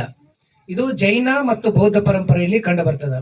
ನಾವು ಈಗ ಶ್ರವಣ ಬೆಳಗೊಳವನ್ನ ನೋಡೋದಾದ್ರೆ ಶ್ರವಣ ಬೆಳಗೊಳದ ಮೂರ್ತಿಯನ್ನು ಸ್ಥಾಪನೆ ಮಾಡಿರಲ್ಲ. ಆ ಬೆಟ್ಟದ ಮೇಲೆ ಚಂದ್ರಗಿರಿ ಬೆಟ್ಟ ಅಂತದ, ಅಲ್ಲಿ ಚಂದ್ರಗುಪ್ತ ಬಸದಿ ಅನ್ನುವಂಥದ್ದು ಈಗಲೂ ಕೂಡ ಕಾಣ್ತೀವಿ. ಅಂದ್ರೆ ನಮ್ಮ ಹಾಲಮತದ ರೇವಣಸಿದ್ಧರು ಬಂದಿರುವಂತದ್ದು ಮೂಲತಃ ಬೌದ್ಧ ಧರ್ಮದ ನಾಥ ಅಥವಾ ಸಿದ್ಧ ಪರಂಪರೆಯಿಂದ ಬಂದವರು. ಅದನ್ನ ಜೀವನದ ಕೊನೆಘಟ್ಟದವರೆಗೆ ಅವರು ಪರಿಪಾಲಿಸಿಕೊಂಡು ಹೋದ್ರು. ಶೈವ ಸಿದ್ಧ ತಮ್ಮದೇ ಆಗಿರ್ತಕ್ಕಂಥ ಹೊಸ ಮತವನ್ನು ಕೂಡ ಸ್ಥಾಪನೆ ಮಾಡಿದ್ರು. ಮೂಲ ಮತದ ಪ್ರಕಾರ ಅವರು ಏನ್ ಮಾಡಿದ್ರು, ಜೀವಂತ ಸಮಾಧಿಯನ್ನ ಹೊಂದಿದ್ರು ಅನ್ನೋದನ್ನ ನಾವು ಕಾಣ್ತೀವಿ. 3 ಜನರ ಸಮಾಧಿಗಳು ಕೂಡ ಈ ಬೆಟ್ಟದಲ್ಲಿ ಕಂಡು ಬರ್ತಾವೆ. ಯಾಕೆ ಈ ಮಾಹಿತಿಯನ್ನು ಹೇಳ್ತೀವಿ ಅಂದ್ರ, ಈ ಜೈನ ಧರ್ಮದಲ್ಲಿ ಸಲ್ಲೇಖನ ವ್ರತ ಅಂತ ಒಂದು ಬರ್ತದ. ಸಲ್ಲೇಖನ ವ್ರತ ಆಚರಿಸುದಂದ್ರ ಸಾಯುವವರೆಗೂ ಕೂಡ ನಾವು ಉಪವಾಸ ಇದ್ದು ಮರಣವನ್ನು ಹೊಂದಿದ್ರು. ಇಚ್ಛಾಮರಣಿ ಅಂತ ಹೇಳ್ತೀವಲ್ಲ, ನಾನು ಸಾಯ್ಬೇಕಪ್ಪ, ಸಾಕು, ಈ ಬಹುಬಂಧನ ಈ ಬಹುಸಾಗರವನ್ನು ದಾಟ್ಕೊಂಡು ನಾನು ಮುಂದೆ ಹೋಗಬೇಕು ಅಂತ ನಿರ್ಧಾರ ಮಾಡಿದಾದ್ರೆ ಅವ್ರೇನ್ ಮಾಡ್ತಾರ, ಒಂದು ಗುಹೆಯನ್ನು ಪ್ರವೇಶ ಮಾಡಿಕೊಂಡು ಅಥವಾ ಎಲ್ಲೋ ಒಂದು ನಿರ್ಜನವಾದಂತ ಪ್ರದೇಶದಲ್ಲಿ ಅವರು ಕುಳಿತುಕೊಂಡು ತಪಸ್ಸನ್ನು ಆಚರಿಸ್ತಾ ಅವರು ಆಮರಣಾಂತ ಉಪವಾಸವನ್ನು ಮಾಡಿಕೊಂಡು ಅಲ್ಲಿ ಅವರು ಮರಣ ಹೊಂದುವಂಥದ್ದು ಈಗಲೂ ಕೂಡ ಜೈನ ಧರ್ಮದಲ್ಲಿ, ಬೌದ್ಧ ಧರ್ಮದಲ್ಲಿ ಕೂಡ ಇದೆ. ಈ ರೀತಿಯಾದಂತಹ ತತ್ವವನ್ನು ಪರಿಪಾಲಿಸಿಕೊಂಡು ಮಾಯಕ್ಕ ಅಥವಾ ಮಾಯಿದೇವಿ, ರೇವಕ್ಕ ಮತ್ತೆ ರೇವಣಸಿದ್ಧ 3 ಜನರು ಕೂಡ ಜೀವಂತ ಸಮಾಧಿ ಹೊಂದಿರುವುದನ್ನ ಕಾಣ್ತೀವಿ. ಅದು ರೇವಣಸಿದ್ದರ ಬೆಟ್ಟಕ್ಕ ಇನ್ನೊಂದು ಹೆಸರು ಕರೀತಾರೆ ಭೀಮೇಶ್ವರ ಬೆಟ್ಟ ಅಂತ ಈಗಲೂ ಕೂಡ ನಮಗೆ ನೋಡ್ಲಿಕ್ಕೆ ಅದು ಲಭ್ಯ ಇದೆ. ಇನ್ನ ರೇವಣಸಿದ್ದರ ಕಾಲ ಕೊನೆಗೆ ಅವರು ಅವನತಿ ಅಥವಾ ಅವಸಾನ ಯಾವಾಗಾದ್ರು ಅನ್ನೋದ್ರ ಬಗ್ಗೆ ನಾವು ನೋಡ್ತೀವಿ. ಏನು ಅಂದ್ರೆ ರೇವಣಸಿದ್ದರ ಕೊನೆಯ ಕಾಲಘಟ್ಟದಲ್ಲಿ ಅವ್ರ ಜೊತೆಗೆ ಇದ್ದರು ಇನ್ನೊಬ್ರು ಬರ್ತಾರ, ಸೊನ್ನಲಿಗೆ ಸಿದ್ದರಾಮೇಶ ಅಂತ. ಸೊನ್ನಲಿಗೆ ಸಿದ್ದರಾಮನು ಕೂಡ ಅವ್ರ ಜೊತೆಗೆ ಇದ್ರು. ಇವರು ಅವಸಾನ ಹೊಂದಿದ ನಂತರ ಸಿದ್ದರಾಮರು ಮತ್ತೆ ತನ್ನ ಸೊನ್ನಲಿಗೆ ಪ್ರಯಾಣ ಬೆಳೆಸಿ ಅಲ್ಲಿ ಅವರು ಕಾಲ ಲೀನವಾದ್ರು ಅನ್ನುವಂಥದ್ದನ್ನ ನಾವು ಕಾಣ್ತೀವಿ. ಅಂದ್ರೆ ಸುಮಾರು 23 ಶಾಸನಗಳಲ್ಲಿ 1190ರಿಂದ 1209ರವರೆಗೆ ಶಾಸನಗಳು ಲಭ್ಯ ಆದವು. ಅದರಲ್ಲಿ ಕೊನೆಯ ಶಾಸನ 1209ರಲ್ಲಿ ದೊರೆತಿರ್ತಕ್ಕಂಥ ಶಾಸನದಲ್ಲಿ ಅವೇರಹಳ್ಳಿಯ ಶಾಸನ, ಅವೇರಹಳ್ಳಿ ಗ್ರಾಮದಲ್ಲಿ ಸಿಕ್ಕಿರ್ತಕ್ಕಂಥ ಒಂದು ಶಾಸನ, ಮತ್ತೆ 1208ರಲ್ಲಿ ಸಿಕ್ಕಿರುವಂತಹ ಹೋತಗಲ್ಲಿನ ಶಾಸನ ಈ ವಿಷಯವನ್ನ ದೃಢಪಡಿಸಿದ ಯಾರು? ರೇವಣಸಿದ್ದರ ಜೊತೆಗೆ ಇದ್ದಂತಕ್ಕಂಥ ಆತನ ಪತ್ನಿ, ಮಗಳು, ಮತ್ತೆ ಕೊನೆಗೆ ಸಿದ್ದರಾಮೇಶ್ವರನು ಕೂಡ ಅಲ್ಲಿ ಇದ್ರು ಅನ್ನೋದನ್ನ ಹೇಳ್ತಾರೆ. ತದನಂತರ ಸಿದ್ದರಾಮೇಶ್ವರು ಸೊನ್ನಲಿಗೆಯನ್ನ ದಾಟಿದ ಮೇಲೆ ಮುಂದೆ ಅವ್ರು ಎಲ್ಲಿ ಹೋದ್ರು ಅನ್ನೋದ್ರ ಬಗ್ಗೆ ಮಾಹಿತಿ ಕೂಡ ಸಿಗೋದಿಲ್ಲ. ಅಂದ್ರೆ ಸೊನ್ನಲಾಪುರದಲ್ಲಿನೇ ಅವರು ಅವನತಿನ ಅಥವಾ ಲಿಂಗವಾದ್ರು ಅನ್ನೋದ್ರ ಬಗ್ಗೆ ನಮ್ಗೆ ಸಿಗ್ತದೆ. ಇನ್ನ ಇಷ್ಟು ರೇವಣಸಿದ್ದರ ಮೂಲ, ಅವರ ತಂದೆ ತಾಯಿ, ವಂಶಾವಳಿ, ಪರಂಪರೆ ಇದೆಲ್ಲವನ್ನು ನೋಡಿ ಆದ್ಮೇಲೆ ರೇವಣಸಿದ್ದನ ಕುರಿತಾಗಿ ಜಾತ್ರೆಗಳು, ಕ್ಷೇತ್ರಗಳು ಇರುವುದನ್ನ ನಾವು ಕರ್ನಾಟಕದಲ್ಲಿ ಕಾಣ್ತೀವಿ. ಕೊಲ್ಲಿಪಾಕಿ ಅಂದ್ರೆ ಇವತ್ತಿನ ಆಂಧ್ರ ಪ್ರದೇಶದಲ್ಲಿ ಕೊಲ್ಲಿಪಾಕಿಯಲ್ಲಿ ಶ್ರಾವಣ ಮಾಸ ಮತ್ತು ಶಿವರಾತ್ರಿಗಳಲ್ಲಿ ವೈಶಾಖ ಶುದ್ಧ ಪೂರ್ಣಿಮೆಯಂದು ಜಗದ್ಗುರುಗಳ ಜಯಂತಿ, ಶಿವರಾತ್ರಿ ಹಬ್ಬದಂದು, ಯುಗಾದಿ ಹಬ್ಬದಂದು ಇಲ್ಲಿ ರಥೋತ್ಸವ ನಡೀತದೆ. ಮತ್ತೆ ರೇವಗ್ಗಿಯಲ್ಲಿ ಕೂಡ ಶ್ರಾವಣ ಮಾಸದ ನಡುವಿನ ಸೋಮವಾರ ಜಾತ್ರೆ ನಡೀತದ. ಮಹಾರಾಷ್ಟ್ರದ ರೇಣಾವಿಯಲ್ಲಿ ಶ್ರಾವಣ ಮಾಸದ ಮೊದಲನೇ ಸೋಮವಾರ ಜಾತ್ರೆ ಮತ್ತೆ ಕಾರಣಿಕ ಹೇಳಿಕೆಗಳು ಕೂಡ ನಡೀತಾವು. ಬಸವನ ಬಾಗೇವಾಡಿಯ ಇಂಗ್ಲೇಶ್ವರ ಬೆಟ್ಟದಲ್ಲಿ ಹಸ್ತಿಲ ಹುಣ್ಣಿಮೆ ದಿನದಂದು ರೇವಣಸಿದ್ದೇಶ್ವರ ಜಾತ್ರೆ ನಡೀತದ, ಇಲ್ಲಿ ಕೂಡ ಹೇಳಿಕೆ ಆಗ್ತದ. ಮುದ್ದೇಬಿಹಾಳ ತಾಲೂಕಿನ ಸರೂರಿನಲ್ಲಿ ಶಿವರಾತ್ರಿ ಅಮಾವಾಸ್ಯೆಯಂದು ಆ ಬೆಟ್ಟದ ಮೇಲೆ ಕಾರಣಿಕ ಮತ್ತೆ ಜೋಡಿ ಪಲ್ಲಕ್ಕೆ ಮೆರವಣಿಗೆ ನಡೀತದ. ಶ್ರಾವಣ ಮಾಸದ ಕೊನೆಯ ಸೋಮವಾರದ ಹಿಂದಿನ ಸೋಮವಾರ ನನ್ನ ಹುಟ್ಟೂರಾಗಿರ್ತಕ್ಕಂಥ ನೆರವೆಂಚಿ ಗ್ರಾಮದಲ್ಲಿ, ಈಗ ನಾವು ತೂಕದ ಗುಡ್ಡ ಅಂತ ಹೇಳಿದೇವಲ್ಲ, ಅಲ್ಲಿ ಕೂಡ ಅಡ್ಡ ಪಲ್ಲಕ್ಕಿ ಮೆರವಣಿಗೆ ನಡೀತದ. ಇಲ್ಲಿನ ವಿಶೇಷತೆ ಏನು ಅಂದ್ರೆ, ನಾವು ಗಮನಿಸಿದಂತೆ ದೀರ್ಘದಂಡ ನಮಸ್ಕಾರ ಅಥವಾ ದೀಡ್ ನಮಸ್ಕಾರ ಹಾಕೋದಂತೀವಿ ದೇವರಿಗೆ. ಪಲ್ಲಕ್ಕಿ ಮೆರವಣಿಗೆ ಈ ಕಡೆ ಮುಂದೆ ಹೋದ್ರೆ ಅದರ ಹಿಂದಿನಿಂದ ಅಂದ್ರೆ ಹಿಂಬರಿಕೆ ದೀಡ್ ನಮಸ್ಕಾರ ಹಾಕುವಂತ ಪದ್ಧತಿ ನಮ್ಮ ಊರಿನಲ್ಲಿದೆ. ಇವು ಹಾಲುಮತ ಸಮುದಾಯಕ್ಕೆ ಸೇರಿರ್ತಕ್ಕಂಥ ರೇವಣಸಿದ್ದರ ಜಾತ್ರೆ ಆದ್ರೂ ಕೂಡ ಇಲ್ಲಿ ಯಾವುದೇ ಮತ ಪಂಥಗಳ ಭೇದ ಇಲ್ಲ. ನಮ್ಮೂರಿನಲ್ಲಿ ಇಡೀ ಊರಿನ ಎಲ್ಲ ಜಾತಿ ಜನಾಂಗದ ಜನರು ಕೂಡ ಸಾಮೂಹಿಕವಾಗಿ ಇಡೀ ಊರೇ ದೀಡ್ ನಮಸ್ಕಾರ ಹಾಕುವಂತ ಏಕೈಕ ದೇವಸ್ಥಾನ ಅಂದ್ರೆ ಅದು ರೇವಣಸಿದ್ದೇಶ್ವರ ದೇವಸ್ಥಾನ. ಈಗಲೂ ಕೂಡ ಅದು ನಡ್ಕೊಂಡು ಬರ್ತದೆ. ನೀವು ನೋಡ್ಬೇಕು, ನಾವು ಶ್ರಾವಣದ ಕಡೆ ಸೋಮವಾರ 4 ಸೋಮವಾರ ಬಂದ್ರೆ 3ನೇ ಸೋಮವಾರ ಜಾತ್ರೆ ಆಗ್ತದ, 5 ಬಂದ್ರೆ 4ನೇ ಸೋಮವಾರ ಜಾತ್ರೆ ಆಗ್ತದ. ಈ ಪಲ್ಲಕ್ಕಿ ಮೆರವಣಿಗೆ ದೀರ್ಘದಂಡ ನಮಸ್ಕಾರದ ನಂತರ ತೂಕದ ಗುಡ್ಡಕ್ಕೆ ಪಲ್ಲಕ್ಕಿ ಹೋಗಿ ಅಲ್ಲಿ ಮುಳ್ಳಿನ ಕಂಟಿಯನ್ನು ತುಳಿದು ಹೇಳಿಕೆ ಮಾಡುವಂತ ಪದ್ಧತಿ ಈಗಲೂ ಕೂಡ ನಮ್ಮ ರೇವಣಸಿದ್ದರ ಜಾತ್ರೆಯಲ್ಲಿ ಕಂಡು ಬರ್ತದೆ.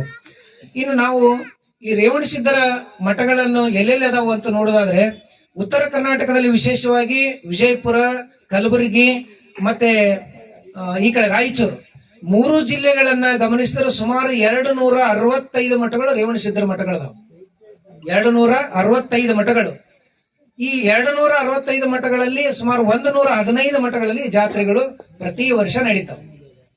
ತುಂಬಾ ಖೇದದ ಸಂಗತಿ ಏನು ಅಂದ್ರೆ, 265 ಮಠಗಳು ಈ 3 ಜಿಲ್ಲೆಗಳಲ್ಲಿ ಇರೋದ್ರಿಂದ ಈ ಮಠಗಳಲ್ಲಿ ಯಾವುದೇ ಧಾರ್ಮಿಕ ಕಾರ್ಯಗಳು, ಇಂಥ ಪ್ರವಚನದಂತ ಕಾರ್ಯಗಳು, ಧಾರ್ಮಿಕ ಸಂಸ್ಕಾರವನ್ನು ಕೊಡುವಂತ ಕಾರ್ಯಗಳು, ನಮ್ಮ ಜನಾಂಗಕ್ಕೆ ಮಾರ್ಗದರ್ಶನ ನೀಡುವಂತ ಕಾರ್ಯಗಳು ನಡೀತಾ ಇಲ್ಲ. ಜಾತ್ರೆ ಬಂದಾಗ ಜಾತ್ರೆ ಮಾಡ್ತೀವಿ, ಹಬ್ಬ ಆಚರಿಸ್ತೀವಿ, ಹೋಳಿಗೆ ಉಣ್ತೀವಿ, ಗಡದಾಗಿ ಉಗ್ಗಿ ಹೊಡೆದ ಮನೆ ಸೇರ್ಕೊಂಡ್ಬಿಡ್ತೀವಿ. ಆದ್ರೆ ಇಂಥ ಒಂದು ಕಾರ್ಯಕ್ರಮಗಳು ನಡೆದಾದ್ರೆ, ಈಗ ನಾವು ವೀರಶೈವ ಮಠಗಳೆಲ್ಲ ನೋಡೋದಾದ್ರೆ ಅನೇಕ ಮಠಗಳು ನಮಗಿಂತ 100 ವರ್ಷಗಳ ಮುಂದೆ, ಅಂದ್ರೆ ನಾವು ವೀರಶೈವ ಧರ್ಮಕ್ಕಿಂತ 100 ವರ್ಷಗಳ ಹಿಂದೆ ಇದ್ದೀವಿ. 100 ವರ್ಷಗಳ ಮುಂದುವರೆದಂತ ಆ ಮಠಗಳಲ್ಲಿ ಆಯಾ ಮತ ಪಂಥದವರಿಗೆ ಸಂಸ್ಕಾರವನ್ನು ನೀಡುವಂತ ಕಾರ್ಯಕ್ರಮಗಳು ನಡೀತಾವು. ಪ್ರತಿ ವರ್ಷ ಪ್ರವಚನದಂತ ಕಾರ್ಯಕ್ರಮಗಳು ನಡೀತಾವು. ಅಲ್ಲಿ ಎಲ್ಲರೂ ಕೂಡ ಒಗ್ಗೂಡ್ತಾರೆ. ಒಗ್ಗೂಡೋದ್ರಿಂದ ಅನೇಕ ವಿಚಾರಗಳು ವಿನಿಮಯ ಆಗ್ತಾವು. ಆ ವಿಚಾರ ವಿನಿಮಯ ಆಗೋದ್ರಿಂದ ಇವರು ನಮ್ಮವರು ತಮ್ಮವರು ಅನ್ನುವಂಥದ್ದು ಪರಿಚಯ ಆಗ್ತದ. ಅದರಿಂದ ವೈವಾಹಿಕ ಸಂಬಂಧಗಳು ಬೆರೀತಾವು. ಅನೇಕ ಅವರು ಉದ್ಯಮಗಳು ಬೆಳವಣಿಗೆ ಆಗ್ತಾವು. ವ್ಯಾಪಾರ ಉದ್ಯಮಿಗಳು ಅಭಿವೃದ್ಧಿ ಆಗೋದ್ರಿಂದ ಆ ಜನಾಂಗ, ಆ ಮತಗಳು ಆರ್ಥಿಕವಾಗಿ ಸಬಲರಾಗ್ತಾರ, ರಾಜಕೀಯವಾಗಿ ಪ್ರಬಲರಾಗ್ತಾರ. ಯಾವಾಗ ಒಂದು ಜನಾಂಗ ಆರ್ಥಿಕವಾಗಿ, ಸಾಮಾಜಿಕವಾಗಿ, ಆಧ್ಯಾತ್ಮಿಕವಾಗಿ, ಧಾರ್ಮಿಕವಾಗಿ ಸಂಸ್ಕಾರವನ್ನು ಪಡೆಕೊಂಡು ಮುಂದುವರೆದಾದ್ರೆ ಸಮಾಜ ಅಭಿವೃದ್ಧಿಶೀಲ ಆಗೋದ್ರಲ್ಲಿ ಎರಡು ಮಾತಿಲ್ಲ. ಸುಮಾರು 265 ಮಠಗಳಿದ್ದಾಗಲೂ ಕೂಡ ನಾವು ಆ ಮಠಗಳಲ್ಲಿ ಇಂಥ ಕಾರ್ಯವನ್ನ ಮಾಡ್ತಾ ಇಲ್ಲ. ಒಂದು ಸಣ್ಣ ಕಾರ್ಯಕ್ರಮ ಲಿಂಗಸೂರು ನಗರದಲ್ಲಿ ನಾವು ಕಳೆದ ಬಾರಿಯಿಂದ ಸಮಾನ ಮನಸ್ಕರೆಲ್ಲ ಸೇರ್ಕೊಂಡು ಆಲೋಚನೆ ಮಾಡಿ ಇದೊಂದು ಕಾರ್ಯವನ್ನು ಯಾಕೆ ಮಾಡಬಾರದು, ಏನೇ ಎರಡು ತೊಡರುಗಳು ಬಂದಾಗಲೂ ಕೂಡ ನಾವು ಅದನ್ನ ಎದೆಗುಂದದೆ ನಾವೆಲ್ಲರೂ ಧೈರ್ಯದಿಂದ ಮುನ್ನುಗ್ಗಿ ಇಂಥ ಕಾರ್ಯಕ್ರಮಗಳನ್ನು ಮಾಡೋಣ. ನಮ್ಮ ಜನಾಂಗಕ್ಕೆ ಸಂಸ್ಕಾರವನ್ನು ಕೊಡುವಂತ ಕಾರ್ಯಕ್ರಮ ಮಾಡೋಣ. ಈ ಕಾರ್ಯಕ್ರಮ ಯಾವ ಮತ ಪಂಥದ ವಿರುದ್ಧವೂ ಅಲ್ಲ. ನಮ್ಮದು ಅತ್ಯಂತ ಪ್ರಾಚೀನವಾದಂತ ಮೂಲ ಮತ. ಅದಕ್ಕೆ ನಾವು ಹಾಕಿರಲಿ ಹಾಲ ಮತವೇ ಮೇಲು ಮತ, ಹಾಲ ಮತವೇ ಮೂಲ ಮತ ಅಂತ. ಇಡೀ ವಿಶ್ವಕ್ಕೆ ಮೂಲ ಯಾವುದು ಅಂದ್ರೆ ಅದು ಹಾಲ ಮತ. ಅಂತ ಒಂದು ಮೇಲು ಮತವನ್ನು ಹೊಂದಿರತಕ್ಕಂಥ ಮೇಲು ಪಂಕ್ತಿಯಲ್ಲಿರುವಂತ ನಾವು ಕೂಡ ಅತ್ಯಂತ ಕೀಳಾಗಿ ಬದುಕನ್ನು ನಡೆಸ್ತಾ ಇದ್ದೀವಿ. ತಲೆಬಾಗಿ ಸಮಾಜದಲ್ಲಿ ನಾವು ನಡೀತಾ ಇದ್ದೀವಿ.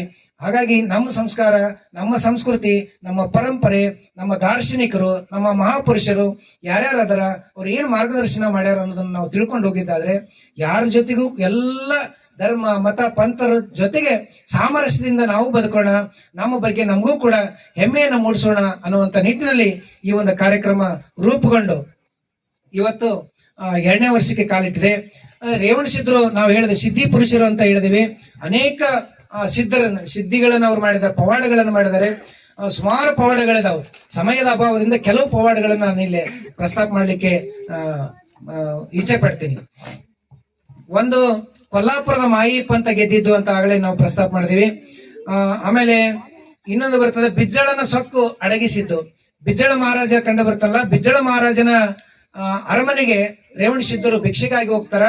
ಯಾರೋ ಒಬ್ಬ ಭಿಕ್ಷುಕ ಬಂದನ, ಅವನು ಹೊಳೆ ಕಳಿಸ್ರಿ ಅಂತ ಆತ ಸೊಕ್ಕಿನಿಂದ ಮಾತಾಡಿದಂತ ಸಂದರ್ಭದೊಳಗೆ ತನ್ನ ಕೈಲಿರುವಂತ ಭಟ್ರಿಗೆ ಹೇಳಿ ಸುಡುವಂತ ಪಾಯಸವನ್ನ ಆತನ ಕೈ ಒಳಗೆ ಹಾಕ್ತಾರೆ. ಹೋಗ ಆತನಿಗೆ ಸುಡು ಪಾಯಸ ಕೊಟ್ಟು ಕಳಿಸಿಬಿಡ್ರ ಅಂತ ಹೇಳಿ. ಆಗ ಇವರು ಕೈ ಒಡ್ಡಿ ಆ ಸುಡುವ ಪಾಯಸವನ್ನೇ ತೆಗೆದುಕೊಂಡು ಅದನ್ನೇ ಆಪೋಷಣೆ ಮಾಡ್ತಾರೆ, ಕುಡಿತಾರ. ಅದು ತಣ್ಣಗಾಗಿ ಆಗತ್ತ ಅವ್ರಿಗೆ. ಆ ಕುಡಿದಂತ ಪಾಯಸ ಇನ್ನು ಕೈಗೆ ಎತ್ತಿರ್ತದ, ಅದನ್ನ ಆ ಬಿಜ್ಜಳನ ಅರಮನೆಯ ಕಂಬಕ್ಕೆ ಒರೆಸ್ತಾರೆ. ಆ ಒರೆಸಿದಾಕ್ಷಣ ಇಡೀ ಆ ಕಂಬ ಅಷ್ಟೇ ಅಲ್ಲ, ಇಡೀ ಅರಮನೆಗೆ ಬೆಂಕಿ ಹೊತ್ಕೊಳ್ಳುವಂಥದ್ದಂತ. ಇದು ರೇವಣ ಸಿದ್ಧರು ತೋರಿಸಿರ್ತಕ್ಕಂಥ ಪವಾಡ. ಆಗ ಬಿಜ್ಜಳನ್ ತನ್ನ ಗರ್ವವನ್ನ ಬದಿಗೊತ್ತಿ ತಪ್ಪಾಗಿದಂತ ಇವ್ರು ಯಾರೋ ಮಹಾಪುರುಷರಿದಾರ, ನಾನೇನೋ ತಪ್ಪಾಗಿ ಮಾಡಿದ್ನಲ್ಲ ಅಂತ ಬಂದು ಕ್ಷಮೆ ಕೇಳಿದಾಗ ಆ ಅಗ್ನಿ ತಣ್ಣಗಾಗ್ತದ ಅನ್ನುವಂಥದ್ದು ಒಂದು ಪವಾಡ ನಮಗೆ ರೇವಣ ಸಿದ್ಧರ ಪವಾಡಗಳಲ್ಲಿ ಕಂಡು ಬರ್ತದೆ. ಹಾಗೇನೆ ಸೊನ್ನಲಿಗೆ ಸಿದ್ದರಾಮ ಅಂತ ನಾನು ಪ್ರಸ್ತಾಪ ಮಾಡಿದೆ. ಸೊನ್ನಲಿಗೆ ಸಿದ್ದರಾಮನಿಗೆ ಆಶೀರ್ವಾದ ಮಾಡಿದ್ದು ಅಂದ್ರೆ ಜಗದ್ಗುರುಗಳಾಗಿ ಮೇರು ಪಂಕ್ತಿಯಲ್ಲಿ ಇರ್ತಕ್ಕಂಥ ರೇವಣ ಸಿದ್ಧರು ಸೊನ್ನಲಿಗೆಯ ಮಹಾರಾಣಿ ಚಾಮಲಾದೇವಿ ಅಂತ ಬರ್ತಾಳೆ. ಈ ಚಾಮಲಾದೇವಿ ರೇವಣ ಸಿದ್ಧರನ್ನ ಸೊನ್ನಲಿಗೆ ನಗರಕ್ಕೆ ಆಹ್ವಾನಿಸ್ಕೊಂತಾಳ. ಆ ಸೊನ್ನಲಿಗೆ ನಗರಕ್ಕೆ ಹೋಗ್ಬೇಕಾಗಿತ್ತಂದ್ರೆ ಆನೆ ಮೇಲೆ ಮೆರವಣಿಗೆ ಮಾಡ್ಕೊಂತ ಕರ್ಕೊಂಡು ಹೋಗ್ತಾರೆ ರೇವಣ ಸಿದ್ಧರನ್ನ, ಜಗದ್ಗುರು ರೇವಣ ಸಿದ್ಧರನ್ನ ಕರ್ಕೊಂಡು ಹೋಗಿ ಸೊನ್ನಲಿಗೆ ಪುರಪ್ರವೇಶ ಮಾಡಬೇಕು ಅನ್ನುವಂತ ಸಂದರ್ಭದಲ್ಲಿ ಅವರು ಆನೆಯ ಮೇಲಿಂದ ಇಳಿತಾರೆ. ಇಳಿದು ಅವ್ರ ಕಾಲಿನಲ್ಲಿ, ಪಾದಗಳಲ್ಲಿ ಪಾದರಕ್ಷೆ, ಆವಿಗೆ ಅಂತ ಹೇಳ್ತೀವಲ್ಲ, ಪಾದರಕ್ಷೆ ಹಾಕೊಂಡು ನಡೀತಿರ್ತಾರಲ್ಲ. ಸೊನ್ನಲಿಗೆಯ ನೆಲ ಬಂದ ತಕ್ಷಣ ಅವ್ರು ಏನ್ ಮಾಡ್ತಾರ, ಪಾದರಕ್ಷೆಯನ್ನು ಬಿಟ್ಟು ಬರಿಗಾಲಿನಲ್ಲಿ ನಡ್ಕೊಂಡು ಹೋಗ್ತಾರ. ಇದು ರೇವಣ ಸಿದ್ಧರ ಜೊತೆಗಿರ್ತಕ್ಕಂಥ ಅವನ ಹಿಂಬಾಲಕರಿಗೆ ಮತ್ತೆ ಅಲ್ಲಿರ್ತಕ್ಕಂಥ ಶಿಷ್ಯ ಬಳಗಕ್ಕೆ ಸ್ವತಃ ಚಾಮಲಾದೇವಿಗೂ ಕೂಡ ಆಶ್ಚರ್ಯ ಆಗ್ತದೆ. ಏನು ಮಹಾಪುರುಷರೇ, ಏನು ಇದರ ವಿಶೇಷತೆ ಏನು, ತಾವು ಯಾಕೆ ಆವಿಗೆ ಬಿಟ್ಟು ನಡೆಯಕತ್ತೀರಿ ಅಂತ ಕೇಳ್ತಾರೆ. ಆಗ ರೇವಣ ಸಿದ್ಧರು ಹೇಳ್ತಾರ, ಈ ನೆಲ ಪುಣ್ಯದ ನೆಲ ಆಗೋದಿದೆ. ಈ ನೆಲ ಈ ಇಡೀ ಕನ್ನಡ ನಾಡಿಗೆ ಅಷ್ಟಲ್ಲದೆ ವಿಶ್ವಕ್ಕೆ ಒಂದು ಕೊಡುಗೆಯನ್ನು ಕೊಡುವಂತ ನೆಲ ಆಗುವಂತ ಸಂದರ್ಭ ಬಂದಿದೆ. ಆ ಕಾರಣಕ್ಕಾಗಿ ಇನ್ನು ಮುಂದೆ ಈ ಭೂಮಿ ಲಿಂಗದ ಬೀಡಾಗ್ತದ, ಶಿವಲಿಂಗದ ಬೀಡಾಗ್ತದ. ಅದಕ್ಕ ಈ ಪವಿತ್ರ ಕ್ಷೇತ್ರದೊಳಗೆ ನಾನು ಬರಿಗಾಲಲ್ಲಿ ನಡ್ಕೊಂಡು ಹೋಗ್ತೀನಿ ಅಂತ ಹೇಳ್ತಾರೆ. ಅವ್ರ ಮೆರವಣಿಗೆಯನ್ನ ಇಡೀ ಸೊಲ್ಲಾಪುರ ನಗರದಲ್ಲಿ ಮೆರವಣಿಗೆಯನ್ನ ಮಾಡ್ಕೊಂತಾರ. ಮೆರವಣಿಗೆ ಮಾಡ್ಕೊಂತ ಹೋದಾಗ ಅವ್ರಿಗೊಂದು ಮುನ್ಸೂಚನೆ ಸಿಕ್ಕಿರ್ತದ, ಇಲ್ಲೊಬ್ಬ ಮಹಾಪುರುಷ ಜನ್ಮಸ್ಥಾನ ಅಂತೇಳಿ. ಅದಕ್ಕೆ ಅವ್ರು ನೇರವಾಗಿ ಆ ಸೊಲ್ಲಾಪುರದ ಮೊರಡಿ ಮುದ್ದಪ್ಪ ಅಂತೇಳಿ ಇರ್ತಾನ. ಆ ಮೊರಡಿ ಮುದ್ದಪ್ಪ ಆತನ ದಂಪತಿ ಸುಗ್ಗಲಾದೇವಿ ಅಂತ, ಅವ್ರ ಮನೆಗೆ ನೇರವಾಗಿ ಅವರು ಪಾದಯಾತ್ರೆ ಬೆಳೆಸ್ಕೊಂಡು ಹೋಗಿ ಅವರು ಅಲ್ಲಿ ಏನ್ ಮಾಡ್ತಾರ, ಪೂಜೆಯನ್ನ ಮಾಡಿಸ್ಕೊತಾರ. ಅವ್ರ ಕಡೆಯಿಂದ ಭಿಕ್ಷೆ ಸ್ವೀಕರಿಸ್ತಾರ.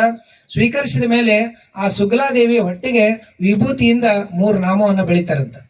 ಬೆಳೆದಾಗ ಆ ತಾಯಿಗೂ ಕೂಡ ಆಶ್ಚರ್ಯ, ಇದೇನಿದು ಮಹಾಪುರುಷರು ಹೀಗೆ ಮಾಡ್ತಾರಲ್ಲ ಅಂತ ತಿಳ್ಕೊಂಡು, ಇಲ್ಲಮ್ಮ ನಿನ್ನ ಉದರದಲ್ಲಿ ಒಂದು ಲಿಂಗ ಹುಟ್ಟಿ ಬರುದದ, ವಿಶ್ವಕ್ಕೆ ಬೆಳಕು ಕೊಡುವಂತ ಮಹಾಲಿಂಗ ಹುಟ್ಟಿ ಬರುದದ ಅಂತ ಹೇಳ್ತಾರ.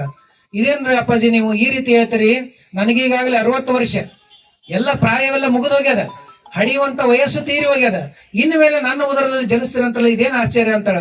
ಇಲ್ಲಮ್ಮ ಅದು ಭಗವಂತನ ಆಜ್ಞೆ ಐತಿ, ಆ ಕಾರಣಕ್ಕ ಇಲ್ಲಿ ನಿನ್ನ ಹೊಟ್ಟೆಯಲ್ಲಿ ಜನಿಸಿ ಬರ್ತಾರಂತವ್ರು ಆಶೀರ್ವಾದ ಮಾಡಿ ಹೋಗ್ತಾರ. ಮುಂದೆ ಅವಳಿಗೆ ಗರ್ಭ ನಿಂತು ಅವಳ ಉದರದಲ್ಲಿ 60 ವರ್ಷ ತುಂಬಿರ್ತಕ್ಕಂಥ ಸೊನ್ನಲಾಪುರದ ಸುಗಲಾದೇವಿಯ ಮಡಿಲಿನಲ್ಲಿ ಸಿದ್ದರಾಮ ಅನ್ನುವಂತ ಮಗ ಜನಿಸಿ ಬರ್ತಾನ. ಅವರು ಆತನಿಗೆ ಬೇರೆ ಹೆಸರಿಟ್ಟಿರ್ತಾರ. ಮುಂದೆ ಸಿದ್ದರಾಮ ಅಂತ ಕರೆದಾಗಲೇ ಆತ ಕೂಗ್ಕೊಡ್ತಾನ ಅನ್ನುವಂಥದ್ದನ್ನ ನಾವು ಸಿದ್ದರಾಮರ ಚರಿತ್ರೆಯಲ್ಲಿ ಕಂಡು ಬರ್ತೀವಿ. ಈ ರೀತಿ ಅನೇಕ ಪವಾಡಗಳನ್ನ ಮಾಡ್ತಾ ಇನ್ನೊಂದು ಪವಾಡ, ಮಂಗಳವಾಡಿಯಲ್ಲಿ ಕಲ್ಲಿಶೆಟ್ಟಿ ಅಂತ ಒಬ್ಬ ಗಾಣಿಗ ವ್ಯಕ್ತಿ ಇರ್ತಾನ. ಆತನ ಬಡತನವನ್ನು ನೀಗಿಸುವಂತ ಕಾರ್ಯವನ್ನು ಕೂಡ ರೇವಣ ಸಿದ್ಧರು ಮಾಡ್ತಾರ. ಕಲ್ಲಿಶೆಟ್ಟಿ ಮತ್ತೆ ಆತನ ಹೆಂಡತಿ, ಆತನ ಗಾಣದ ಎತ್ತ, ಈ 3ಕ್ಕೂ ಕೂಡ ಆತನ ಹೆಂಡತಿಗೂ ಒಂದೇ ಕಣ್ಣಿರ್ತದ, ಕಲ್ಲಿಶೆಟ್ಟಿಗೂ ಒಂದೇ ಕಣ್ಣಿರ್ತದ, ಆತನ ಎತ್ತಿಗೂ ಕೂಡ ಒಂದೇ ಕಣ್ಣಿರ್ತದ. ರೇವಣ ಸಿದ್ಧರು ಈ ವಿಚಾರವನ್ನು ತಿಳ್ಕೊಂಡು ಆತನ ಮನೆಗೆ ಹೋಗಿ ವೇಷ ಮರೆಸಿಕೊಂಡು ಆತನ ಮನೆಗೆ ಹೋಗಿ ಸ್ವತಃ ಗಾಣಿಗನಾಗಿ ಆ ಗಾಣ ತಿರುಗಿಸುವಂತ ಕಾಯಕವನ್ನು ಮಾಡಿ ಇಡೀ ಇನ್ನು ಮಂಗಳವಾಡಿ ಅರಮನೆಗೆ ಬೇಕಾಗಿರ್ತಕ್ಕಂಥ ಎಣ್ಣೆಯನ್ನು ಒಂದೇ ರಾತ್ರಿಯಲ್ಲಿ ತೆಗೆದುಕೊಟ್ಟು ಕಲ್ಲಿಶೆಟ್ಟಿಯನ್ನು ಶ್ರೀಮಂತ ಮಾಡ್ತಾನೆ. ಕೆಲವು ದಿನಗಳ ನಂತರ ಆ 3 ಜನರಿಗೂ ಕೂಡ ಒಂದು ಕಣ್ಣು ಇದ್ದಿದ್ದು ಇಬ್ಬರಿಗೂ, ಆ ಎತ್ತಿಗೂ 2 ಕಣ್ಣು ಬರ್ತಾವು, ಆತನ ಪತ್ನಿಗೂ 2 ಕಣ್ಣು ಬರ್ತಾವು. ಮುಂದೆ ಆತನಿಗೂ ಕೂಡ 2 ಕಣ್ಣು ಬಂದು ಆತ ಶ್ರೀಮಂತನಾಗ್ತಾನ, ಆತನ ಬಡತನ ನೀಗಿಸುವಂತ ಕಾರ್ಯವನ್ನ ರೇವಣ ಸಿದ್ಧರು ಮಾಡ್ತಾರ ಅಂತ. ಕೆಲವು ದಿನಗಳ ನಂತರ ಕಣ್ಣು ಬಂದ ನಂತರ ಅವರು ಅಲ್ಲಿಂದ ನಿರ್ಗಮಿಸ್ತಾರ ಅನ್ನುವಂತ ಪವಾಡಗಳು. ಹೀಗೆ ಅನೇಕ ಪವಾಡಗಳನ್ನ ಮಾಡಿರ್ತಕ್ಕಂಥ ಜಗದ್ಗುರು ರೇವಣ ಸಿದ್ಧರು ಲಿಂಗದಲ್ಲಿ ಉದ್ಭವಿಸಿಲ್ಲ. ಅವರು ನಮ್ಮ ನಿಮ್ಮಂತೆ ತಂದೆ ತಾಯಿಗಳ ಉದರದಲ್ಲಿ ಜನಿಸಿ ಬಂದವರು ಅನ್ನುವಂತ ಮಾಹಿತಿ ನಮ್ಮೆಲ್ಲರಿಗೂ ಗೊತ್ತಾಗ್ಲಿ ಅನ್ನುವಂತ ನಿಟ್ಟಿನಲ್ಲಿ ಇಲ್ಲಿ ಪ್ರಸ್ತಾಪಿಸುವಾಗ ಯಾವ್ದಾದ್ರು ವಿಚಾರಗಳೇನಾದ್ರು ತಪ್ಪಾಗಿದ್ರೆ, ನಾನು ಮಾತನಾಡಿರುವಂತ ವಿಚಾರಗಳು ಸುಮಾರು 18 ದಾಖಲೆಗಳನ್ನ ಇಟ್ಟುಕೊಂಡು ಮಾತನಾಡಿದ್ದೇವೆ. ಯಾರಿಗೆ ಬೇಕಾದ್ರೂ ಕೂಡ ದಾಖಲೆಗಳನ್ನು ಕೊಡಲಿಕ್ಕೆ ಸಿದ್ಧ ಇದ್ದೇವೆ. ಐತಿಹಾಸಿಕ ದಾಖಲೆಗಳಿವೆ, ಸಂಶೋಧನಾ ಗ್ರಂಥಗಳಿವೆ, ಆಲಮತ ಪುರಾಣದಂತ ಕೃತಿಗಳಿವೆ, ಶಾಸನಗಳಿವೆ. ಇವೆಲ್ಲರ ಆಧಾರದ ಮೇಲೆ ರೇವಣ ಸಿದ್ಧರು ಲಿಂಗದಲ್ಲಿ ಉದ್ಭವಿಸಿಲ್ಲ. ರೇವಣ ಸಿದ್ಧರು ಕುರುಬರ ಕುಲಗುರು. ರೇವಣ ಸಿದ್ಧರಿಗೆ ಇರುವಂತ ಉಪನಾಮಗಳು